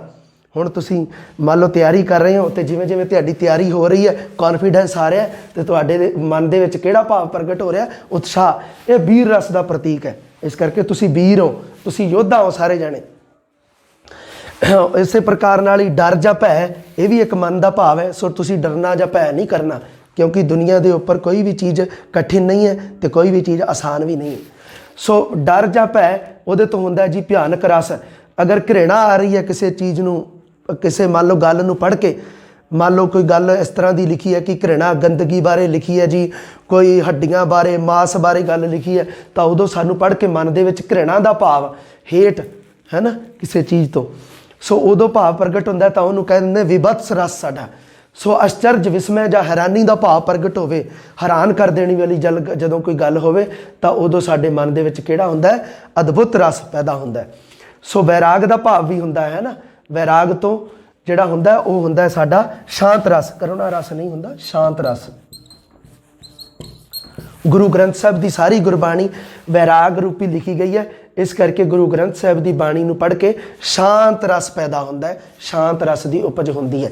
ਇਹ ਸਾਡੇ ਭਾਵ ਨੇ ਤੇ ਇਹ ਸਾਡੇ ਨਾਲ ਨੇ ਰਸ, ਇਹਨੂੰ ਕਹਿ ਦਿੱਤਾ ਜਾਂਦਾ ਹੈ ਜੀ ਭਾਵ ਸੁੰਦਰਤਾ। ਪ੍ਰਸ਼ਨ ਆਪਾਂ ਨੂੰ ਪਤਾ ਹੀ ਕਿ ਕਿਵੇਂ ਦਾ ਪੁੱਛ ਸਕਦਾ ਵੱਧ ਤੋਂ ਵੱਧ ਕਿ ਇਸ ਕਵਿਤਾ ਨੂੰ ਪੜ੍ਹ ਕੇ ਕਿਸ ਤਰ੍ਹਾਂ ਦਾ ਭਾਵ ਸਾਡੇ ਮਨ ਦੇ ਵਿੱਚ ਪੈਦਾ ਹੁੰਦਾ ਹੈ। ਤੇ ਦੇਖੋ ਜੀ ਆਹ ਭਾਵ ਸਾਡੇ ਮਨ 'ਚ ਪੈਦਾ ਹੋਣਗੇ ਤੇ ਉਹਨਾਂ ਭਾਵਾਂ ਦੇ ਅਨੁਸਾਰ ਹੀ ਅਸੀਂ ਰਸ ਵੀ ਦੱਸ ਸਕਦੇ ਹਾਂ, ਕੋਈ ਦਿੱਕਤ ਨਹੀਂ ਹੈ ਨਾ, ਰਸ ਦੱਸ ਸਕਦੇ ਹਾਂ ਆਪਾਂ, ਰਸਾਂ ਦੀ ਚਰਚਾ ਕਰਾਂਗੇ ਆਪਾਂ ਬਕਾਇਦਾ। ਸੋ ਆਪਾਂ ਹੁਣ ਇਹ ਜਿਹੜਾ ਇਹ ਵੀ ਤੁਸੀਂ ਦੇਖਿਆ ਭਾਵ ਸੁੰਦਰਤਾ। ਹਾਂਜੀ, ਵਿਚਾਰ ਸੁਹਜ ਦੀ ਗੱਲ ਕਰਦੇ ਹਾਂ, ਵਿਚਾਰਾਂ ਦੀ ਸੁੰਦਰਤਾ। ਪ੍ਰਸ਼ਨ ਪੁੱਛ ਲੈਂਦੇ ਆ ਨਾ ਕਿ ਇਸ ਕਵਿਤਾ ਦਾ ਵਿਸ਼ਾ ਕੀ ਹੈ। ਇਹ ਹੈ ਜੀ ਸਾਡਾ ਵਿਚਾਰ ਨਾਲ ਸੰਬੰਧਿਤ ਪ੍ਰਸ਼ਨ। ਵਿਚਾਰ ਸੁਹਜ ਮਤਲਬ ਵਿਚਾਰਾਂ ਦੀ ਸੁੰਦਰਤਾ, ਵਿਚਾਰਾਂ ਦੀ ਸਜਾਵਟ, ਵਿਚਾਰਾਂ ਦਾ ਸੋਹਣਾਪਨ, ਸੁਹੱਪਣ। ਸੋ ਇਹਨੂੰ ਕੀ ਹੈ ਵੀ ਦੇਖੋ ਤੱਤ ਕਵਿਤਾ ਦੇ ਜਿਵੇਂ ਭਾਵ ਤੱਤ ਹੈ ਉਵੇਂ ਇੱਕ ਬੁੱਧੀ ਤੱਤ ਵੀ ਹੁੰਦਾ ਕਵਿਤਾ ਦੇ ਵਿੱਚ, ਹੈ ਨਾ। ਭਾਵ ਦੀ ਆਪਾਂ ਗੱਲ ਕਰ ਲਈ ਹੈ, ਹੁਣ ਬੁੱਧੀ ਤੱਤ ਹੈ ਕਿਉਂਕਿ ਬੁੱਧੀ ਦਾ ਸੰਬੰਧ ਵਿਚਾਰਾਂ ਨਾਲ ਹੈ ਨਾ, ਕਿ ਸਾਡੇ ਜਿਹੜੇ ਵਿਚਾਰ ਹਨ ਉਹ ਬੁੱਧੀ ਦੀ ਪੈਦਾਇਸ਼ ਹਨ, ਦਿਮਾਗ ਦੀ ਪੈਦਾਇਸ਼ ਹਨ। ਇਸ ਕਰਕੇ ਕੀ ਹੈ ਕਿ ਦੇਖੋ ਸਭ ਤੋਂ ਇੰਪੋਰਟੈਂਟ ਲਾਈਨ ਉਹ ਇਹ ਹੈ ਕਿ ਕਵਿਤਾ ਵਿੱਚ ਜੋ ਵਿਸ਼ੇ ਦੀ ਸ਼ਕਲ ਵਿੱਚ ਪੇਸ਼ ਕੀਤਾ ਗਿਆ ਹੈ, ਕਵਿਤਾ ਦੇ ਵਿੱਚ ਵਿਸ਼ਾ ਕੀ ਹੈ ਕਵਿਤਾ ਦਾ, ਉਹਨੂੰ ਆਪਾਂ ਕਹਿ ਦਿੰਦੇ ਹਾਂ ਜੀ ਇਹ ਕਵਿਤਾ ਦਾ ਵਿਚਾਰ ਹੈ। ਵਿਚਾਰ ਸੁਹਜ ਦਾ ਮਤਲਬ ਕੀ ਹੈ ਕਿ ਦੇਖੋ ਵਿਚਾਰ ਭਾਵਾਂ ਦਾ ਹੀ, ਭਾਵਾਂ ਵਰਗੂ ਹੀ ਹੈ ਵਿਚਾਰ ਵੀ, ਕਿ ਵਿਚਾਰ ਵੀ ਤਾਂ ਬਹੁਤ ਚੰਗੇ ਤੇ ਮੰਦੇ ਦੋਨੋਂ ਤਰ੍ਹਾਂ ਦੇ ਨੇ, ਪਰ ਇਹਨਾਂ ਦੇ ਨਾਲ ਸੁਹਜ ਸ਼ਬਦ ਲਾਉਣ ਦਾ ਕਾਰਨ ਕੀ ਹੈ ਕਿ ਵਿਚਾਰ ਹੈ ਜਿਹੜੇ ਉਹ ਸੋਹਣੇ ਹੋਣੇ ਚਾਹੀਦੇ ਹਨ, ਜੋ ਸਮਾਜ ਲਈ ਕਲਿਆਣਕਾਰੀ ਹੋਣੇ ਚਾਹੀਦੇ ਨੇ ਵਿਚਾਰ। ਸੋ ਉਹੀ ਵਿਸ਼ਾ ਉਹੀ ਬਣੇਗਾ ਕਵਿਤਾ ਦਾ ਜੋ ਸਮਾਜ ਵਾਸਤੇ ਕਲਿਆਣਕਾਰੀ ਹੋਵੇਗਾ, ਜੋ ਸਾਡੇ ਮਨ ਦੀ ਜਿਹੜੀ ਸਕਾਰਾਤਮਕ ਤ੍ਰਿਪਤੀ ਹੈ ਉਸ ਨੂੰ ਪੂਰਾ ਕਰੇਗਾ। ਸੋ ਇਹਦੇ ਵਿੱਚ ਕੀ ਹੈ ਕਿ ਕਵਿਤਾ ਦੇ ਵਿੱਚ ਬੁੱਧੀ ਹੈ ਉਹ ਭਾਵਾਂ ਦੇ ਅਧੀਨ ਹੁੰਦੀ ਹੈ, ਕਿਉਂਕਿ ਵਾਰ-ਵਾਰ ਗੱਲ ਇਹੀ ਆਵੇਗੀ ਕਿ ਇੱਕ ਪਾਸੇ ਤਾਂ ਆਪਾਂ ਗੱਲ ਕੀਤੀ ਹੈ ਜੀ ਜਿਹੜਾ ਕਵਿਤਾ ਦਾ ਸੰਬੰਧ ਉਹ ਭਾਵਾਂ ਨਾਲ ਹੈ ਤੇ ਵਾਰਤਕ ਦਾ ਸੰਬੰਧ ਹੈ ਉਹ ਦਿਮਾਗ ਨਾਲ ਹੈ, ਵਾਰਤਕ ਦਾ ਸੰਬੰਧ ਦਿਮਾਗ ਨਾਲ ਹੈ ਜਾਂ ਬੁੱਧੀ ਨਾਲ ਹੈ। ਪਰ ਸਰ ਇੱਥੇ ਬੁੱਧੀ ਦੀ ਫਿਰ ਗੱਲ ਕਿਉਂ ਚੱਲ ਰਹੀ ਹੈ? ਪਰ ਇੱਥੇ ਕੀ ਹੈ ਕਿ ਕਵਿਤਾ ਦੇ ਵਿੱਚ ਭਾਵ ਹਨ ਉਹ ਪਹਿਲੇ ਨੰਬਰ ਤੇ ਹਨ, ਉਸ ਤੋਂ ਬਾਅਦ ਦੂਜੇ ਨੰਬਰ ਤੇ ਹਨ ਵਿਚਾਰ ਜਾਂ ਬੁੱਧੀ। ਇਸੇ ਕਰਕੇ ਕਵਿਤਾ ਦੇ ਵਿੱਚ ਜੋ ਬੁੱਧੀ ਹੈ ਉਹ ਭਾਵਾਂ ਦੇ ਅਧੀਨ ਹੁੰਦੀ ਹੈ, ਭਾਵਾਂ ਨੂੰ ਫੋਲੋ ਕਰਦੀ ਹੈ। ਭਾਵਾਂ ਬੁੱਧੀ ਦਾ ਕਮਾਂਡਰ ਕੌਣ ਹੈ? ਭਾਵ। ਸੋ ਇੱਥੇ ਕੀ ਹੈ ਕਿ ਵਿਚਾਰ ਕਿਉਂ, ਵਿਚਾਰਾਂ ਦੀ ਲੋੜ ਕਿਉਂ ਪੈ ਗਈ ਜੀ ਕਵਿਤਾ ਦੇ ਵਿੱਚ? ਕਵਿਤਾ ਦੇ ਵਿੱਚ ਦੇਖੋ ਹਰ ਤਰ੍ਹਾਂ ਦੀ ਗੱਲ ਕਵੀ ਕਹਿ ਸਕਦਾ ਹੈ ਨਾ, ਚੰਗੀ ਮਾੜੀ ਕਹੀ ਜਾਵੇ ਕੋਈ ਦਿੱਕਤ ਨਹੀਂ, ਪਰ ਉਸ ਨੂੰ ਚੰਗੀ ਗੱਲ ਕਹਿਣ ਤੋਂ ਕਿਹੜੀ ਚੀਜ਼ ਹੈ ਜਿਹੜੀ ਉਸ ਨੂੰ ਚੰਗੀ ਗੱਲ ਕਹਿਣ ਵਾਸਤੇ ਉਤਸ਼ਾਹਿਤ ਕਰਦੀ ਹੈ? ਉਹ ਹੈਗੇ ਹੈ ਜੀ ਵਿਚਾਰ। ਆਪਾਂ ਕਹਿ ਦਿੰਦੇ ਹਾਂ ਜੀ ਫਲਾਣੇ ਬੰਦੇ ਦੇ ਬਹੁਤ ਚੰਗੇ ਵਿਚਾਰ ਨੇ, ਕਿਉਂਕਿ ਵਿਚਾਰ ਉਹਨਾਂ ਚਿਰ ਕਿਸੇ ਦੇ ਪਤਾ ਨਹੀਂ ਲੱਗਦੇ ਜਿੰਨਾ ਚਿਰ ਅਗਲਾ ਪ੍ਰਗਟ ਨਾ ਕਰੇ। ਸੋ ਕਵਿਤਾ ਦੇ ਵਿੱਚ ਕੀ ਹੈ, ਵਿਚਾਰ ਪ੍ਰਗਟ ਕਰਨ ਦਾ ਜੋ ਤਰੀਕਾ ਹੈ ਉਹਦੇ ਵਿੱਚ ਕੀ ਹੈ, ਦੇਖੋ ਉਹਦੇ ਵਿੱਚ ਇੱਕ ਗੱਲ ਮੈਂ ਹੋਰ ਲਿਖੀ ਹੈ ਕਿ ਘੋੜਸਵਾਰੀ ਦੇ ਵਿੱਚ ਲਗਾਮ, ਜਿਹੜੀ ਜੋ ਸਾਡੇ ਕਵਿਤਾ ਦੇ ਵਿੱਚ ਜੋ ਵਿਚਾਰ ਹੁੰਦੇ ਹਨ, ਜੋ ਵਿਸ਼ਾ ਹੁੰਦਾ ਹੈ ਕਵਿਤਾ ਦਾ, ਜੋ ਵਿਸ਼ੇ ਦੇ ਰੂਪ ਵਿੱਚ ਸਾਨੂੰ ਕੁਝ ਦਿੱਤਾ ਗਿਆ ਹੈ। ਜਿਵੇਂ ਪੁੱਛ ਲਿਆ ਕਿ ਕਵਿਤਾ ਦਾ ਵਿਸ਼ਾ ਕੀ ਹੈ, ਮਤਲਬ ਕਿਹੜੀ ਗੱਲ ਬਾਰੇ ਲਿਖੀ ਗਈ ਹੈ। ਕਵਿਤਾ ਨੂੰ ਪੜ੍ਹ ਕੇ ਆਪਾਂ ਨੂੰ ਉਦੋਂ ਹੀ ਪਤਾ ਲੱਗ ਜਾਂਦਾ ਨਾ ਵੀ ਇਹਦਾ ਵਿਸ਼ਾ ਕੀ ਹੈ ਜੀ, ਕਿਹਦੇ ਬਾਰੇ ਲਿਖੀ ਗਈ ਹੈ ਨਾ। ਸੋ ਆਪਾਂ ਜਿਹੜੇ ਪੁਰਾਣੇ ਕੁਝ ਪੇਪਰ ਨੇ ਉਹਨਾਂ ਦੇ ਵਿੱਚ ਆਈਆਂ ਕਵਿਤਾਵਾਂ ਦੀ ਵੀ ਗੱਲ ਕਰਾਂਗੇ, ਪਰ ਉਸ ਤੋਂ ਪਹਿਲਾਂ ਇਹਨਾਂ ਦੀ ਥਿਓਰੀ ਸਮਝ ਲਈਏ, ਕਨਸੈਪਟ ਥੋੜ੍ਹੇ ਜਿਹੇ ਕਲੀਅਰ ਕਰ ਲਈਏ, ਫਿਰ ਵਧੀਆ ਤਰੀਕੇ ਦੇ ਨਾਲ ਤੁਸੀਂ ਇਸ ਨੂੰ ਕਰ ਸਕਦੇ ਹੋ, ਕੋਈ ਦਿੱਕਤ ਨਹੀਂ ਆਵੇਗੀ ਜੀ। ਦੇਖੋ ਵਿਚਾਰਾਂ ਦੇ ਵਿੱਚ ਮੈਂ ਲਿਖਿਆ ਕਿ ਘੋੜਸਵਾਰੀ ਦੇ ਵਿੱਚ ਲਗਾਮ। ਹੁਣ ਦੇਖੋ ਜੀ ਕਵਿਤਾ ਹੈ ਜਿਹੜੀ, ਕਵਿਤਾ ਦੇ ਵਿੱਚ ਭਾਵ ਹੈ ਜਿਹੜੇ ਉਹ ਇੱਕ ਘੋੜਸਵਾਰੀ ਵਾਲਾ ਹਿਸਾਬ ਹੈ। ਘੋੜੇ ਤੇ ਸਵਾਰ ਹੈ ਜੀ ਬੰਦਾ, ਜੇ ਉਹਦੇ ਕੋਲ ਲਗਾਮ ਨਹੀਂ ਹੈ ਉਹਦੇ ਹੱਥ ਦੇ ਵਿੱਚ, ਹੈ ਨਾ, ਘੋੜੇ ਨੂੰ ਰੋਕਣ ਵਾਸਤੇ, ਤਾਂ ਫੇਰ ਕੀ ਹੋਵੇਗਾ ਜੀ, ਨੁਕਸਾਨ ਹੋ ਜਾਵੇਗਾ। ਸੋ ਉਸ ਨੁਕਸਾਨ ਨੂੰ ਰੋਕਣ ਵਾਸਤੇ ਵਿਚਾਰ ਜੋ ਹਨ ਉਹ ਲਗਾਮ ਦਾ ਕੰਮ ਕਰਦੇ ਨੇ ਘੋੜਸਵਾਰੀ ਵਿੱਚ। ਭਾਵ ਕੀ ਹੈ ਕਿ ਭਾਵਾਂ ਨੂੰ ਠੱਲ ਪਾਉਂਦੇ ਨੇ ਵਿਚਾਰ। ਭਾਵ ਤਾਂ ਬੰਦੇ ਦੇ ਮੈਂ ਕਿਹਾ ਕਿ ਚੰਗੇ ਜਾਂ ਮਾੜੇ ਕਿੰਨੇ ਵੀ ਹੋ ਸਕਦੇ ਨੇ, ਕੋਈ ਦਿੱਕਤ ਨਹੀਂ ਹੈ ਜੀ, ਚੰਗੇ ਵੀ ਹੈ ਮੰਦੇ ਵੀ ਹੈ ਵਿਚਾਰ ਭਾਵ ਤਾਂ। ਪਰ ਕੀ ਹੈ ਕਿ ਉਸ ਕਵਿਤਾ ਨੂੰ, ਕਵਿਤਾ ਦੇ ਰੂਪ ਨੂੰ ਜਾਂ ਇੱਕ ਕਵੀ ਨੂੰ ਮੰਦੇ ਵਿਚਾਰਾਂ ਵੱਲ ਜਾਣ ਤੋਂ ਰੋਕਣ ਲਈ ਕਿਹੜੀ ਚੀਜ਼ ਹੈ, ਉਹ ਹੈਗੀ ਹੈ ਜੀ ਵਿਚਾਰ। ਉਸ ਨੂੰ ਮੰਦੇ ਭਾਵਾਂ ਵੱਲ ਜਾਣ ਵਾਸਤੇ ਕਿਹੜੀ ਚੀਜ਼ ਨੇ ਰੋਕਣਾ, ਉਹ ਵਿਚਾਰ ਨੇ। ਉਹਨੂੰ ਕਹਿ ਦਿੱਤਾ ਜਾਂਦਾ ਵਿਚਾਰ ਸੁਹਜ। ਇੱਥੇ ਲਿਖਿਆ ਜੀ, ਕਲਪਨਾ ਦੀ ਅਮਰਿਆਦਾ ਅਣਉਚਿਤਤਾ ਨੂੰ ਰੋਕਣ ਲਈ ਵਿਚਾਰ ਜ਼ਰੂਰੀ ਹੈ ਕਵਿਤਾ ਦੇ ਵਿੱਚ। ਕਵਿਤਾ ਦੇ ਵਿੱਚ ਇੱਕ ਵਿਚਾਰ ਦਾ, ਇੱਕ ਵਿਸ਼ੇ ਦਾ ਹੋਣਾ ਕਿਉਂ ਜ਼ਰੂਰੀ ਹੈ? ਕਿਉਂਕਿ ਦੇਖੋ ਮਨੁੱਖ ਜਦੋਂ ਕਲਪਨਾ ਕਰਦਾ ਹੈ, ਕਿਉਂਕਿ ਕਵਿਤਾ ਹੈ ਜਿਹੜੀ ਉਹ ਕਲਪਨਾ ਦੀ ਪੈਦਾਇਸ਼ ਹੈ, ਕਲਪਨਾ ਦੀ ਉਪਜ ਹੈ। ਮਨੁੱਖ ਨੇ ਕਲਪਨਾ ਕੀਤੀ ਤਾਂ ਕਵਿਤਾ ਪੈਦਾ ਹੋ ਗਈ। ਸੋ ਉਹਦੇ ਵਿੱਚ ਕੀ ਹੈ ਕਿ ਕਲਪਨਾ ਦੀ ਅਮਰਿਆਦਾ ਨੂੰ ਮਰਿਆਦਾ ਰੱਖਣੀ ਹੈ, ਕਲਪਨਾ ਨੂੰ ਅਮਰਿਆਦਤ ਨਹੀਂ ਕਰਨਾ, ਉਲੰਘਣਾ ਨਹੀਂ ਕਰਨੀ ਉਸ ਚੀਜ਼ ਦੀ। ਦੂਸਰੀ ਅਣਉਚਿਤਤਾ ਤੋਂ, ਇੱਕ ਚੀਜ਼ ਹੁੰਦੀ ਹੈ ਉਚਿਤ, ਇੱਕ ਹੁੰਦੀ ਹੈ ਅਣਉਚਿਤ। ਮਤਲਬ ਕੀ ਹੈ ਕਿ ਜੋ ਚੀਜ਼ ਸਮਾਜ ਵਾਸਤੇ ਸਹੀ ਨਹੀਂ ਹੈ, ਸਾਡੇ ਵਾਸਤੇ ਸਹੀ ਨਹੀਂ ਹੈ, ਸਾਡੇ ਭਾਵਾਂ ਵਾਸਤੇ, ਉਸ ਨੂੰ ਰੋਕਣ ਵਾਸਤੇ ਵਿਚਾਰਾਂ ਦੀ ਬਹੁਤ ਜ਼ਰੂਰਤ ਹੈ। ਸੋ ਇੱਕ ਭਾਵਾਂ ਨੂੰ ਉਤੇਜਿਤ ਕਰਨਾ ਹੈ, ਉਹਦੇ ਵਾਸਤੇ ਵੀ ਵਿਚਾਰਾਂ ਦੀ ਲੋੜ ਪੈਂਦੀ ਹੈ। ਇਹਦੇ ਵਿੱਚ ਕੀ ਹੈ ਕਿ ਵਿਚਾਰ ਭਾਵ ਦੇ ਅੰਦਰ ਲੁਕਿਆ ਹੁੰਦਾ ਹੈ। ਕਵਿਤਾ ਦੇ ਵਿੱਚ ਵਿਚਾਰ ਜੋ ਹੁੰਦਾ ਹੈ ਉਹ ਭਾਵ ਦੇ ਅੰਦਰ ਲਿਖਿਆ ਹੁੰਦਾ ਹੈ। ਸਭ ਤੋਂ ਪਹਿਲਾਂ ਕਵਿਤਾ ਨੂੰ ਪੜ੍ਹ ਕੇ ਸਾਡੇ ਮਨ ਦੇ ਵਿੱਚ ਜੇ ਚੀਜ਼ ਕੋਈ ਪ੍ਰਗਟ ਹੁੰਦੀ ਆ ਤਾਂ ਉਹ ਹੁੰਦਾ ਹੈ ਜੀ ਭਾਵ। ਸਾਡੇ ਮਨ ਦੇ ਵਿੱਚ ਖਿਆਲ ਜਜ਼ਬਾ ਕਿਵੇਂ ਦਾ ਪੈਦਾ ਹੋਇਆ, ਸਾਡੀ ਮਾਨਸਿਕਤਾ ਕਿਵੇਂ ਦੀ ਹੈ, ਉਸ ਨੂੰ ਪੜ੍ਹ ਕੇ ਸਾਡੇ ਮਨ ਦੇ ਸੰਵੇਗ ਕਿਵੇਂ ਦੇ ਨੇ, ਉਹਨੂੰ ਕਹਿ ਦਿੰਦੇ। ਉਸ ਤੋਂ ਬਾਅਦ ਆਪਾਂ ਕੀ ਹੈ, ਜਦੋਂ ਉਸ ਦੀ ਆਲੋਚਨਾ ਕਰਦੇ ਹਾਂ, ਜਦੋਂ ਪੜਚੋਲ ਕਰਦੇ ਹਾਂ ਕਵਿਤਾ ਦੀ, ਤਾਂ ਉਦੋਂ ਸਾਨੂੰ ਸਾਡੇ ਸਾਹਮਣੇ ਇੱਕ ਵਿਸ਼ਾ, ਇੱਕ ਵਿਚਾਰ ਸਾਹਮਣੇ ਮਿਲਦਾ ਹੈ ਕਿ ਅੱਛਾ ਇਹ ਕਵਿਤਾ ਇਸ ਗੱਲ ਬਾਰੇ, ਇਸ ਚੀਜ਼ ਬਾਰੇ ਲਿਖੀ ਗਈ ਹੈ। ਸੋ ਕਵਿਤਾ ਵਿੱਚ ਵਿਚਾਰ ਜੋ ਹਨ ਉਹ ਭਾਵ ਦੇ ਅੰਦਰ ਲੁਕੇ ਹੋਏ ਹੁੰਦੇ ਹਨ, ਜਿਵੇਂ ਧੂਏ ਦੇ ਮਗਰ ਅੱਗ ਲੁਕੀ ਹੁੰਦੀ ਹੈ ਉਵੇਂ। ਸੋ ਇਹ ਆਪਾਂ ਗੱਲ ਕੀਤੀ ਹੈ ਜੀ ਵਿਚਾਰ ਸੁਹਜ ਦੀ। ਇਹਦੇ ਵਿੱਚ ਪ੍ਰਸ਼ਨ ਦੇਖੋ ਜੀ, ਆਹ ਵਿਸ਼ੇ ਵਾਲਾ ਆਉਂਦਾ ਹੁੰਦਾ, ਇਹ ਸਾਡੇ ਵਿਚਾਰ ਸੁਹਜ ਦੇ ਨਾਲ ਸੰਬੰਧਿਤ ਪ੍ਰਸ਼ਨ ਹੁੰਦਾ ਹੈ। ਜਦੋਂ ਕੋਈ ਕਵਿਤਾ ਪੜ੍ਹ ਲਈ ਉਦੋਂ ਸਾਡੇ ਮਨ ਦੇ ਵਿੱਚ ਕੀ ਵਿਚਾਰ ਆਇਆ, ਇਹ ਗੱਲ ਹੋ ਗਈ ਜੀ। ਮਨ ਦੇ ਵਿੱਚ ਵਿਚਾਰ ਆਉਂਦੇ ਆ ਨਾ ਕਵਿਤਾ ਨੂੰ ਪੜ੍ਹ ਕੇ। ਉਸ ਤੋਂ ਬਾਅਦ ਕੀ ਹੈ ਕਿ ਜਦੋਂ ਵਿਚਾਰ ਪਤਾ ਲੱਗ ਗਿਆ ਉਦੋਂ ਸਮਝੋ ਸਾਨੂੰ ਵਿਸ਼ੇ ਦਾ ਵੀ ਪਤਾ ਲੱਗ ਜਾਵੇਗਾ। ਸੋ ਇਹ ਹੈ ਜੀ ਸਾਡਾ ਵਿਚਾਰ ਸੁਹਜ। ਕੱਲੀਆਂ ਪੰਕਤੀਆਂ ਜਾਂ ਸਤਰਾਂ ਜੋੜ ਦਈਏ ਨਾ ਆਪਾਂ, ਤੇ ਉਹ ਫਿਰ ਕਵਿਤਾ ਨਹੀਂ ਆਪਾਂ ਕਹਿ ਸਕਦੇ ਉਹਨੂੰ, ਜਿੰਨਾ ਚਿਰ ਉਹਦੇ ਵਿੱਚ ਵਿਚਾਰ ਨਹੀਂ ਹੈ ਨਾ। ਕਿ ਜਿਵੇਂ ਮੈਂ ਵੈਸੇ ਹੀ ਸਤਰਾਂ ਆਪਦੇ ਵੱਲੋਂ ਹੀ ਬੋਲਦਾ, ਉਹਦੇ ਵਿੱਚ ਵਿਚਾਰ ਕੋਈ ਨਾ ਹੋਵੇ। ਜਿਵੇਂ ਕਿ ਉਦਾਹਰਣ ਵਾਸਤੇ ਆਪਾਂ ਲੈਣਾ ਵੈਸੇ ਹੀ ਬਣਾ ਦਿੰਦੇ ਹਾਂ, ਹੈ ਨਾ। ਕਿ ਜਿਵੇਂ ਇੱਕ ਬੜੀ ਕਿਸੇ ਨੇ ਬਣਾਈ ਹੈ ਕਿ ਲੁਧਿਆਣੇ ਸ਼ਹਿਰ ਦੀ ਸੁਣਾਵਾਂ ਇੱਕ ਵਾਰਤਾ, ਉੱਥੇ ਇੱਕ ਸੱਸ ਨੇ ਜਵਾਈ ਮਾਰਤਾ। ਸੋ ਇਹਦੇ ਵਿੱਚ ਦੇਖੋ ਕੋਈ ਵਿਚਾਰ ਨਹੀਂ ਹੈ, ਇਹਦੇ ਵਿੱਚ ਵਿਸ਼ਾ ਕੋਈ ਨਹੀਂ ਬਣ ਰਿਹਾ। ਸੋ ਹੈ ਇੱਕ, ਸਾਨੂੰ ਲੱਗਦਾ ਕਿ ਇਹ ਕਵਿਤਾ ਹੈ, ਪਰ ਨਹੀਂ, ਅਜਿਹਾ ਨਹੀਂ ਹੈ। ਇਸ ਕਰਕੇ ਆਪਾਂ ਵਿਚਾਰ ਤੋਂ ਬਿਨਾਂ ਕਿਸੇ ਵੀ ਕਵਿਤਾ ਨੂੰ ਕਵਿਤਾ ਨਹੀਂ ਕਹਿ ਸਕਦੇ। ਸੋ ਆਪਾਂ ਗੱਲ ਕਰਦੇ ਹਾਂ ਜੀ ਸ਼ੈਲੀ ਦੀ। ਸ਼ੈਲੀ ਦੇ ਅਰਥ ਨੇ ਢੰਗ, ਵਿਧੀ, ਤਕਨੀਕ, ਜੁਗਤ ਜਾਂ ਵਿਸ਼ੇਸ਼ ਵਿਲੱਖਣ ਤਰੀਕਾ। ਸ਼ੈਲੀ ਦਾ ਸੰਬੰਧ ਹੈ ਜੀ ਕਵੀ ਨਾਲ। ਹਰ ਕਵੀ ਦਾ ਆਪਣਾ ਲਿਖਣ ਦਾ ਅਲੱਗ ਅੰਦਾਜ਼ ਹੈ ਜੀ, ਆਪਣੀ ਇੱਕ ਜੁਗਤ ਹੈ, ਆਪਣਾ ਇੱਕ ਤਰੀਕਾ ਹੈ ਨਾ। ਕੋਈ ਤਾਂ ਬੜੀ ਸੋਹਣੀ ਸ਼ਬਦਾਵਲੀ ਦੀ ਵਰਤੋਂ ਕਰਦਾ ਹੈ, ਸ਼ਬਦਾਂ ਦਾ ਕੋਈ ਦੁਹਰਾਵ ਕਰ ਦਿੰਦਾ ਹੈ, ਕੋਈ ਅਖਾਣ ਮੁਹਾਵਰਿਆਂ ਦੀ ਜ਼ਿਆਦਾ ਵਰਤੋਂ ਕਰ ਲੈਂਦਾ ਹੈ। ਇਹਨੂੰ ਕਹਿ ਦਿੰਦੇ ਨਹੀਂ ਆਪਾਂ ਸ਼ੈਲੀ, ਹੈ ਨਾ। ਸੋ ਉਹਦੇ ਵਿੱਚ ਕੀ ਹੈ, ਆਪਾਂ ਨੂੰ ਆਸਾਨੀ ਦੇ ਨਾਲ ਆਪਾਂ ਦੱਸ ਸਕਦੇ ਹਾਂ ਸ਼ੈਲੀ ਕਿਵੇਂ ਦੀ ਹੈ ਨਾ, ਕਿਵੇਂ ਦੇ ਲਿਖੀ ਗਈ ਹੈ। ਕਵਿਤਾ ਦੇ ਵਿੱਚ ਭਾਸ਼ਾ ਸ਼ਬਦਾਵਲੀ ਨੂੰ ਵਰਤਣ ਦਾ ਦੇਖੋ ਜੀ ਆਪਦਾ ਅੰਦਾਜ਼ ਹੈ ਹਰ ਇੱਕ ਦਾ। ਭਾਸ਼ਾ ਪ੍ਰਗਟਾਵੇ ਦਾ ਸਭ ਤੋਂ ਉੱਤਮ ਸਾਧਨ ਹੈ ਜੀ, ਹੈ ਨਾ। ਆਪਣੇ ਆਪ ਨੂੰ ਪ੍ਰਗਟ ਕਰਨਾ ਹੈ ਤਾਂ ਭਾਸ਼ਾ ਵਰਗੀ ਕੋਈ ਚੀਜ਼ ਨਹੀਂ ਹੈ। ਸੋ ਉਹ ਕੀ ਹੈ, ਭਾਸ਼ਿਕ ਸ਼ਬਦਾਵਲੀ ਹੈ ਜਿਹੜੀ। ਭਾਸ਼ਾ ਦੇ ਜੋ ਸ਼ਬਦ ਹਨ ਉਹਨਾਂ ਨੂੰ ਕਵਿਤਾ ਦੇ ਵਿੱਚ ਵਰਤਣ ਦਾ ਅੰਦਾਜ਼ ਹਰ ਇੱਕ ਦਾ ਜੀ ਆਪਣਾ ਆਪਣਾ ਹੈ। ਸੋ ਉਹਦੇ ਵਿੱਚ ਕੀ ਹੈ ਕਿ ਦੇਖੋ ਕੋਈ ਤਾਂ ਅਖਾਣ ਮੁਹਾਵਰਿਆਂ ਦੀ ਵਰਤੋਂ ਜ਼ਿਆਦਾ ਕਰਦਾ, ਕੋਈ ਸ਼ਬਦਾਂ ਦਾ ਦੁਹਰਾਵ ਜ਼ਿਆਦਾ ਕਰ ਦਿੰਦਾ। ਸੋ ਇਹਦੇ ਵਿੱਚ ਕੀ ਹੈ ਕਿ ਪਰ ਸ਼ਬਦਾਂ ਦੀ ਚੋਣ ਹੈ ਜਿਹੜੀ ਉਹ ਇਸ ਤਰ੍ਹਾਂ ਦੀ ਹੋਣੀ ਚਾਹੀਦੀ ਹੈ ਜੋ ਕਵਿਤਾ ਦੇ ਵਿੱਚ ਵਿਸ਼ੇ ਨੂੰ ਸਪਸ਼ਟ ਤਾਂ ਕਰੇ, ਕਮ ਸੇ ਕਮ ਸ਼ਬਦਾਂ ਦੀ ਚੋਣ ਇਸ ਤਰ੍ਹਾਂ ਦੀ ਕਰੇ। ਸੋ ਸ਼ੈਲੀ ਦੇ ਵਿੱਚ ਕੀ ਆ ਜਾਂਦਾ, ਸ਼ਬਦਾਂ ਦੀ ਚੋਣ ਕਰਨੀ, ਸ਼ਬਦ ਚੁਣਨੇ, ਇਹ ਕਵਿਤਾ ਦੀ ਇਹਦੇ ਵਿੱਚ ਸ਼ੈਲੀ ਹੈ। ਸੋ ਉਸ ਤੋਂ ਬਾਅਦ ਕੀ ਹੈ, ਦੇਖੋ ਜੀ ਭਾਸ਼ਾ ਨੂੰ ਵਰਤਣ ਦਾ ਢੰਗ ਹਰ ਕਵੀ ਦਾ ਆਪਣਾ ਨਿਵੇਕਲਾ ਹੈ, ਵਿਲੱਖਣ ਹੈ, ਹਰ ਇੱਕ ਦਾ ਇੰਡੀਵਿਜੂਅਲ ਤਰੀਕਾ ਹੈ। ਉਹਨੂੰ ਆਪਾਂ ਕਹਿ ਦਿੰਦੇ ਹਾਂ ਜੀ ਸ਼ੈਲੀ। ਜਦੋਂ ਕੋਈ ਮੰਨ ਲਓ ਆ ਜੇ ਕਿ ਇਸ ਕਵਿਤਾ ਦੇ ਵਿੱਚ ਕਿਹੜੀ ਵਿਧੀ ਅਪਣਾਈ ਗਈ ਹੈ, ਉਦੋਂ ਕੀ ਹੁੰਦਾ ਉਹਦਾ ਮਤਲਬ ਕੀ ਹੈ ਕਿ ਉਹ ਸ਼ੈਲੀ ਦੇ ਪ੍ਰਸ਼ਨ ਪੁੱਛ ਰਿਹਾ ਕਿ ਕਿਹੜੀ ਵਿਧੀ ਅਪਣਾਈ ਗਈ ਹੈ ਜੀ। ਇਹਦੇ ਵਿੱਚ ਕੀ ਆਲੋਚਨਾ ਵਾਲੀ ਵਿਧੀ ਹੈ, ਕੀ ਇਹਦੇ 'ਚ ਦੁਹਰਾਵ ਹੈ ਸ਼ਬਦਾਂ ਦਾ, ਜਾਂ ਕੁਛ ਵੀ ਹੈ ਨਾ। ਇਸ ਤਰ੍ਹਾਂ ਕਰਕੇ ਅਗਰ ਕੋਈ ਪ੍ਰਸ਼ਨ ਆਉਂਦਾ ਹੈ ਕਿ ਕਿਹੜੀ ਵਿਧੀ ਅਪਣਾਈ ਗਈ ਹੈ ਜੀ, ਕਿਹੜੀ ਤਕਨੀਕ ਹੈ, ਕਿਹੜਾ ਢੰਗ ਹੈ, ਉਹਦਾ ਮਤਲਬ ਕੀ ਉਹ ਸ਼ੈਲੀ ਦੀ ਗੱਲ ਕਰ ਰਿਹਾ। ਇੱਥੇ ਸਮਾਨਾਰਥੀ ਸ਼ਬਦ ਮੈਂ ਤੁਹਾਡੀ ਸੁਵਿਧਾ ਵਾਸਤੇ ਲਿਖਤੇ ਹੈ ਜੀ। ਢੰਗ, ਵਿਧੀ, ਤਕਨੀਕ, ਜੁਗਤ ਜਾਂ ਵਿਸ਼ੇਸ਼ ਵਿਲੱਖਣ ਤਰੀਕਾ। ਵਿਲੱਖਣ ਸ਼ਬਦ ਦਾ ਅਰਥ ਇੱਥੇ ਲਿਖਿਆ ਪਿਆ ਜੀ ਨਿਵੇਕਲਾ, ਵਿਲੱਖਣ, ਇੰਡੀਵਿਜੂਅਲ। ਤੁਹਾਡੇ ਸ਼ਬਦ ਭੰਡਾਰ ਦੇ ਵਿੱਚ ਵੀ ਵਾਧਾ ਹੋ ਰਿਹਾ ਨਾਲ ਨਾਲ। ਹਰ ਕਵੀ ਦੀ ਆਪਣੀ ਅਲੱਗ ਸ਼ੈਲੀ ਹੈ ਜੀ।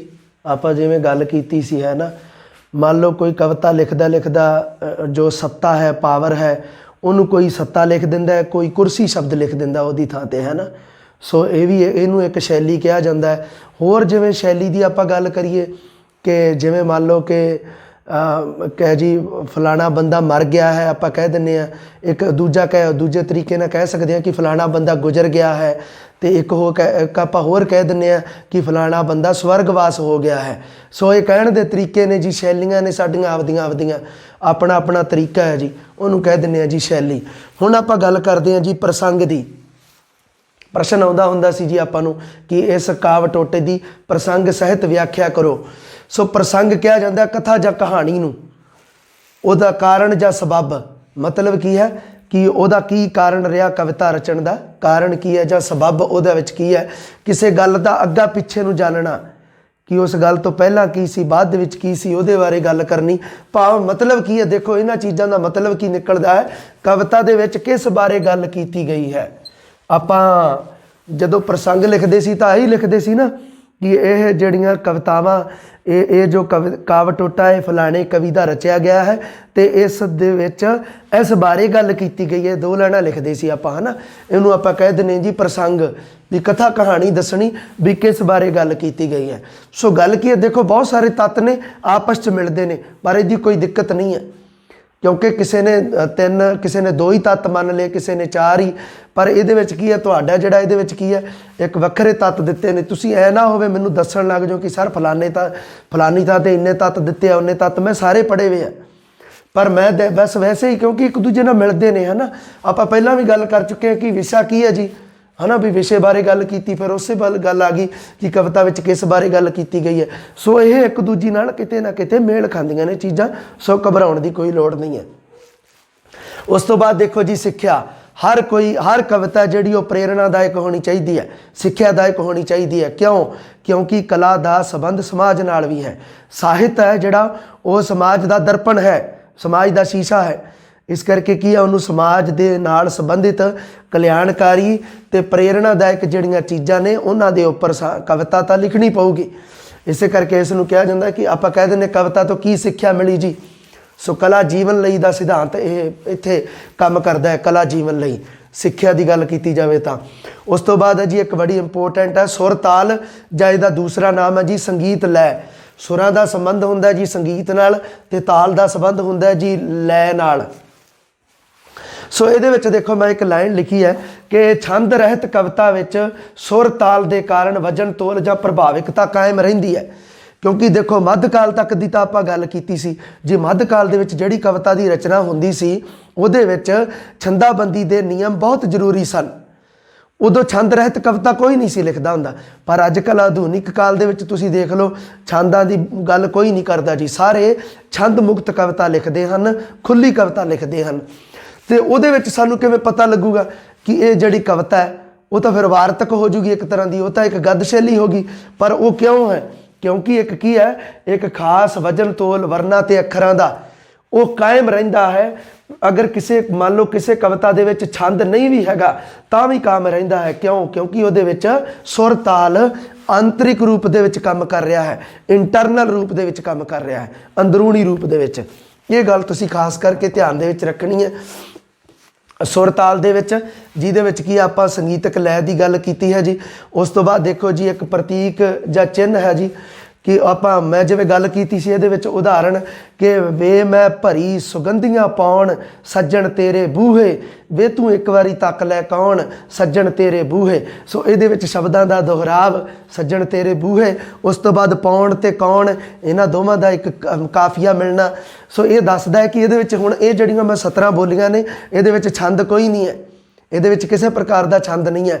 ਪਰ ਇਹ ਤੁਹਾਨੂੰ ਕਿਵੇਂ ਪਤਾ ਲੱਗਾ ਸੁਣਨ ਵਾਲੇ ਨੂੰ ਜਾਂ ਮੈਨੂੰ ਕਿਵੇਂ ਪਤਾ ਲੱਗਾ ਕਿ ਇਹ ਕਵਿਤਾ ਹੈ? ਉਹ ਕਿਵੇਂ ਪਤਾ ਲੱਗਾ ਜੀ? ਸੁਰ ਤਾਲ ਤੋਂ। ਸੋ ਸੁਰ ਤਾਲ ਕੀ ਹੈ? ਵਰਨਾ ਅੱਖਰਾਂ ਦਾ ਇੱਕ ਖਾਸ ਵਜਨ ਤੋਲ ਜਿਹੜਾ ਉਹ ਇੱਕ ਕਾਇਮ ਰੱਖਣਾ, ਉਹਦਾ ਕੰਮ, ਉਹ ਕੰਮ ਕਿਹਦਾ ਹੈ ਜੀ? ਸੁਰ ਤਾਲ ਦਾ, ਜਦੋਂ ਕਵਿਤਾ ਦੇ ਵਿੱਚ ਛੰਦ ਨਾ ਹੋਵੇ।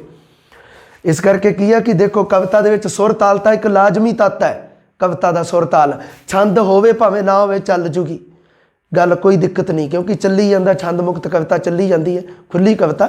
ਪਰ ਸੁਰ ਤਾਲ ਦਾ ਹੋਣਾ ਲਾਜ਼ਮੀ ਹੈ, ਇੱਕ ਖਾਸ ਵਜਨ ਤੋਲ, ਇੱਕ ਖਾਸ ਤਰੀਕੇ ਦਾ ਵਜਨ ਜਾਂ ਤੋਲ ਉਹ ਕਾਇਮ ਰਹਿਣਾ ਜ਼ਰੂਰੀ ਹੈ ਸ਼ਬਦਾਂ ਅੱਖਰਾਂ ਦਾ।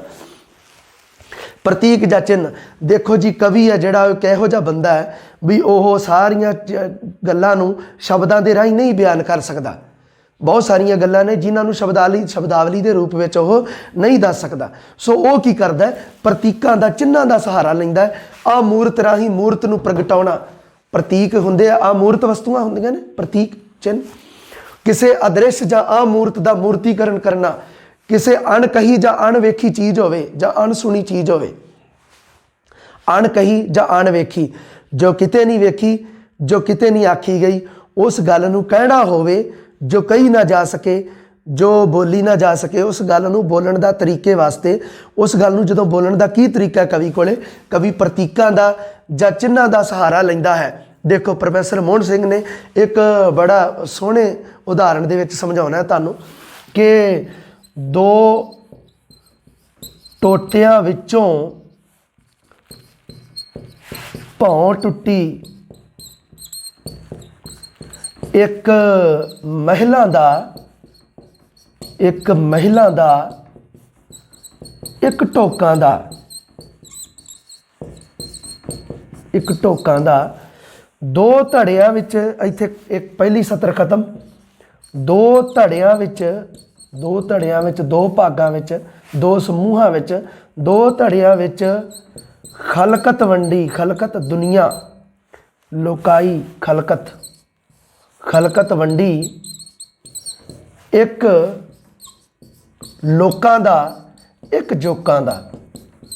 ਇਹਦੇ ਵਿੱਚ ਦੇਖੋ ਜੀ ਪ੍ਰਤੀਕ ਬੜੇ ਸੋਹਣੇ ਇਸਤੇਮਾਲ ਕੀਤੇ ਨੇ ਜੀ।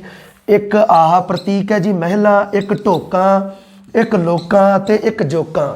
ਹੁਣ ਆਪਾਂ ਗੱਲ ਕਰਦੇ ਹਾਂ ਜੀ ਇਹ ਪ੍ਰਤੀਕ ਦੇਖੋ ਕਿਵੇਂ ਹੈ। ਹੁਣ ਆਪਾਂ ਇਹਦਾ ਜੇ ਅਰਥ ਮੰਨ ਲਓ ਸਿੱਧਾ ਅਰਥ ਤਾਂ ਆਪਾਂ ਨੂੰ ਦੇਖੋ ਪਤਾ ਨਹੀਂ ਲੱਗ ਰਿਹਾ, ਕਿਉਂਕਿ ਕਵੀ ਨੇ ਇਹਦੇ ਵਿੱਚ ਕੀ ਹੈ ਪ੍ਰਤੀਕ ਜਾਂ ਚਿੰਨ੍ਹ ਦੇ ਰਾਹੀਂ ਕੁਝ ਅਮੂਰਤ ਚੀਜ਼ ਉਹਨੇ ਕਹਿਣੀ ਸੀ, ਉਸ ਦਾ ਮੂਰਤੀਕਰਨ ਕੀਤਾ ਹੈ। ਦੋ ਟੋਟਿਆਂ ਵਿੱਚੋਂ ਭੌਂ ਟੁੱਟੀ, ਇੱਕ ਮਹਿਲਾ ਦਾ, ਇੱਕ ਢੋਕਾਂ ਦਾ, ਦੋ ਧੜਿਆਂ ਵਿੱਚ ਖਲਕਤ ਵੰਡੀ, ਇੱਕ ਲੋਕਾਂ ਦਾ, ਇੱਕ ਜੋਕਾਂ ਦਾ। ਸੋ ਇਹਦੇ ਵਿੱਚ ਕੀ ਹੈ ਕਿ ਮਤਲਬ ਕੀ ਹੈ ਕਿ ਦੋ ਕਹਿੰਦੇ ਵੀ ਦੋ ਤਰੀਕੇ ਹੋ ਗਏ ਦੁਨੀਆ ਤੇ, ਦੋ ਤਰ੍ਹਾਂ ਦੇ ਲੋਕ ਹੈ ਜੀ, ਇੱਕ ਮਹਿਲਾ ਦਾ, ਇੱਕ ਢੋਕਾਂ ਦਾ। ਇੱਕ ਤਾਂ ਮਹਿਲਾਂ ਦੇ ਵਿੱਚ ਰਹਿਣ ਵਾਲੇ, ਮਹਿਲਾ ਪ੍ਰਤੀਕ ਕਿਹਦੇ ਵਾਸਤੇ ਯੂਜ ਕੀਤਾ? ਅਮੀਰਾਂ ਵਾਸਤੇ। ਮਹਿਲਾ ਕਿਉਂਕਿ ਅਮੀਰ ਕਿੱਥੇ ਰਹਿੰਦੇ ਆ? ਮਹਿਲ 'ਚ। ਸੋ ਜੋ ਅਮੀਰਾਂ ਵਾਸਤੇ ਕਿਹੜਾ ਪ੍ਰਤੀਕ ਵਰਤਿਆ? ਮਹਿਲਾਂ ਦਾ। ਉਸ ਤੋਂ ਬਾਅਦ ਢੋਕਾਂ, ਢੋਕ ਕਹਿੰਦੇ ਆ ਝੌਂਪੜੀ ਨੂੰ, ਝੁੱਗੀ ਨੂੰ। ਸੋ ਢੋਕਾਂ ਦੇ ਵਿੱਚ ਕੌਣ ਰਹਿੰਦੇ ਆ? ਗਰੀਬ। ਸੋ ਮਤਲਬ ਕੀ ਹੈ ਕਿ ਦੋ ਟੋਟਿਆਂ ਵਿੱਚੋਂ ਭੌਂ ਟੁੱਟੀ, ਦੋ ਤਰ੍ਹਾਂ ਦੀ ਮਤਲਬ ਹੋ ਗਈ ਦੁਨੀਆ ਤੇ, ਦੋ ਤਰ੍ਹਾਂ ਦੇ ਲੋਕ ਆ, ਇੱਕ ਮਹਿਲਾਂ ਦਾ, ਇੱਕ ਢੋਕਾਂ ਦਾ, ਭਾਵ ਇੱਕ ਅਮੀਰ ਹੈ ਤੇ ਇੱਕ ਗਰੀਬ ਹੈ, ਦੋ ਤਰ੍ਹਾਂ ਦੇ ਲੋਕ ਹੈ ਜੀ। ਠੀਕ ਹੈ ਜੀ। ਦੋ ਧੜਿਆਂ ਵਿੱਚ ਖਲਕਤ ਵੰਡੀ, ਜਿਹੜੀ ਦੁਨੀਆ ਸੀ ਉਹ ਦੋ ਧੜਿਆਂ ਦੇ ਵਿੱਚ ਵੰਡੀ ਗਈ। ਕਿਹੜੀ ਕਿਹੜੀ? ਇੱਕ ਲੋਕਾਂ ਦਾ, ਇੱਕ ਜੋਕਾਂ ਦਾ। ਅੱਛਾ, ਲੋਕਾਂ ਦੇ ਵਿੱਚ ਕੌਣ ਆਉਂਦਾ? ਜਿਹੜਾ ਸਮਾਨਿਆ ਆਦਮੀ ਹੈ, ਜਿਹੜਾ ਉਹੀ ਆਉਂਦਾ ਨਾ, ਜਿਹੜਾ ਜਿਹਨੂੰ ਆਪਾਂ ਮਿਡਲ ਕਲਾਸ ਕਹਿ ਦਿੰਦੇ ਹਾਂ, ਜਾਂ ਹਾਸ਼ੀਆਗਤ ਸ਼੍ਰੇਣੀ ਦੇ ਲੋਕ ਨੇ, ਮਜ਼ਦੂਰ ਵਰਗ ਦੇ ਲੋਕ ਨੇ, ਉਹ ਲੋਕਾਂ ਦੇ ਵਿੱਚ ਆਉਂਦੇ ਨੇ। ਪਰ ਇੱਕ ਹੈ ਜੋਕਾਂ ਦਾ। ਇਹ ਪ੍ਰਤੀਕ ਬੜਾ ਸੋਹਣਾ ਹੈ। ਜੋਕ ਆਪਾਂ ਮਸ਼ਹੂਰੀ ਨਹੀਂ ਵੇਖਦੇ, ਇੱਕ ਜੌਂਕ ਆਇਲ ਦੀ ਮਸ਼ਹੂਰੀ ਆਉਂਦੀ ਹੈ। ਜੌਂਕ ਇੱਕ ਕੀੜਾ ਹੁੰਦਾ ਹੈ, ਉਹ ਕਹਿੰਦੇ ਵੀ ਬੰਦੇ ਦਾ ਲਹੂ ਚੂਸ ਜਾਂਦਾ ਹੈ ਸਾਰਾ। ਤੇ ਲਹੂ ਕੌਣ ਚੂਸਦਾ? ਅਮੀਰ ਲੋਕ, ਪੂੰਜੀਪਤੀ ਲੋਕ। ਸੋ ਇੱਥੇ ਪੂੰਜੀਪਤੀਆਂ ਵਾਸਤੇ ਹੋਇਆ ਜੋਕਾਂ ਦਾ ਇਸਤੇਮਾਲ, ਜੋਕਾਂ ਸ਼ਬਦ ਦਾ ਇਸਤੇਮਾਲ ਹੋਇਆ ਪੂੰਜੀਪਤੀ ਲੋਕਾਂ ਵਾਸਤੇ। ਪੂੰਜੀਵਾਦ ਦਾ ਯੁੱਗ ਹੈ ਜੀ ਅੱਜ ਦੇ ਸਮੇਂ ਦੇ ਵਿੱਚ। ਪੂੰਜੀਪਤੀ ਲੋਕਾਂ ਵਾਸਤੇ। ਜੋ ਅਮੀਰ ਹੈ ਉਹ ਚਾਹੁੰਦਾ ਮੈਂ ਹੋਰ ਅਮੀਰ ਹੋ ਜਾ, ਤੇ ਗਰੀਬ ਵਿਚਾਰਾ ਹੋਰ ਗਰੀਬ ਹੋ ਰਿਹਾ। ਸੋ ਇੱਕ ਲੋਕਾਂ ਦਾ ਲੋਕ ਮਤਲਬ ਗਰੀਬ ਨੇ ਜੋ ਹਾਸ਼ੀਆਗਤ ਸ਼੍ਰੇਣੀ ਦੇ ਲੋਕ ਨੇ, ਜਿਨ੍ਹਾਂ ਨੂੰ ਆਪਾਂ ਕਹਿ ਦਿੰਦੇ ਆ ਮਜ਼ਦੂਰ ਵਰਗ। ਸੋ ਇਹ ਇੱਕ ਤਰ੍ਹਾਂ ਦਾ ਕੀ ਹੈ, ਪ੍ਰਤੀਕ ਜਾਂ ਚਿੰਨ੍ਹ ਦਾ ਇਸਤੇਮਾਲ ਕਵੀ ਨੇ ਕੀਤਾ। ਦੇਖੋ ਪ੍ਰਤੀਕ ਵਰਤਿਆ, ਮਹਿਲਾ ਅਮੀਰ ਲਿਖਣ ਦੀ ਬਜਾਏ ਮਹਿਲ ਲਿਖਤਾ, ਗਰੀਬ ਲਿਖਣ ਦੀ ਬਜਾਏ ਢੋਕ ਲਿਖਤਾ। ਸੋ ਇੱਥੇ ਵੀ ਗਰੀਬ ਲਿਖਣ ਦੀ ਬਜਾਏ ਲੋਕ ਲਿਖਤਾ, ਤੇ ਇੱਥੇ ਜੋਕਾਂ ਮਤਲਬ ਪੂੰਜੀਪਤੀ ਲੋਕਾਂ ਦੀ ਥਾਂ ਤੇ ਜੋਕਾਂ ਲਿਖਤਾ। ਜੋਕ ਜਿਹੜਾ ਇੱਕ ਹੁੰਦਾ ਹੈ, ਇੱਕ ਕੀੜਾ ਹੁੰਦਾ ਹੈ ਜੀ, ਉਹ ਕਹਿੰਦੇ ਵੀ ਸਾਰਾ ਬੰਦੇ ਦਾ ਖੂਨ ਚੂਸ ਜਾਂਦਾ ਹੈ। ਤੇ ਖੂਨ ਕੌਣ ਚੂਸਦਾ ਹੈ ਜੀ? ਕੌਣ ਚੂਸਦਾ ਭਾਵੇਂ ਗਰੀਬਾਂ ਦਾ ਖੂਨ? ਪੂੰਜੀਪਤੀ ਲੋਕ। ਸੋ ਇਹ ਜੀ ਆਪਾਂ ਅੱਜ ਵਿਚਾਰ ਚਰਚਾ ਕੀਤੀ ਹੈ। ਇਹਨਾਂ ਦੀ ਆਪਾਂ ਬਕਾਇਦਾ ਦੇਖੋ ਜੀ ਪੁਰਾਣੇ ਜਿਹੜੇ ਪੇਪਰ ਆਏ ਨੇ ਨਾ, ਉਹਨਾਂ ਦੇ ਵਿੱਚੋਂ ਆਪਾਂ ਕਵਿਤਾ ਜ਼ਰੂਰ ਲੱਭਾਂਗੇ ਆਪਾਂ ਇਸ ਤਰ੍ਹਾਂ ਦੇ। ਇਹਨਾਂ ਦੇ ਉੱਪਰ ਵਿਚਾਰ ਚਰਚਾ ਪੂਰੀ ਕਰਾਂਗੇ। ਪਰ ਕਦੋਂ ਕਰਾਂਗੇ? ਜਦੋਂ ਆਪਾਂ ਛੰਦ, अलंकार ते रस कर ले। सो अगली जमात दे विच जी तैयार रहो, पेन कापी फड़ के आपां की करना है जी, छंद अलंकार ते रस दे बारे गल करांगे जी। मेहरबानी, रब राखा।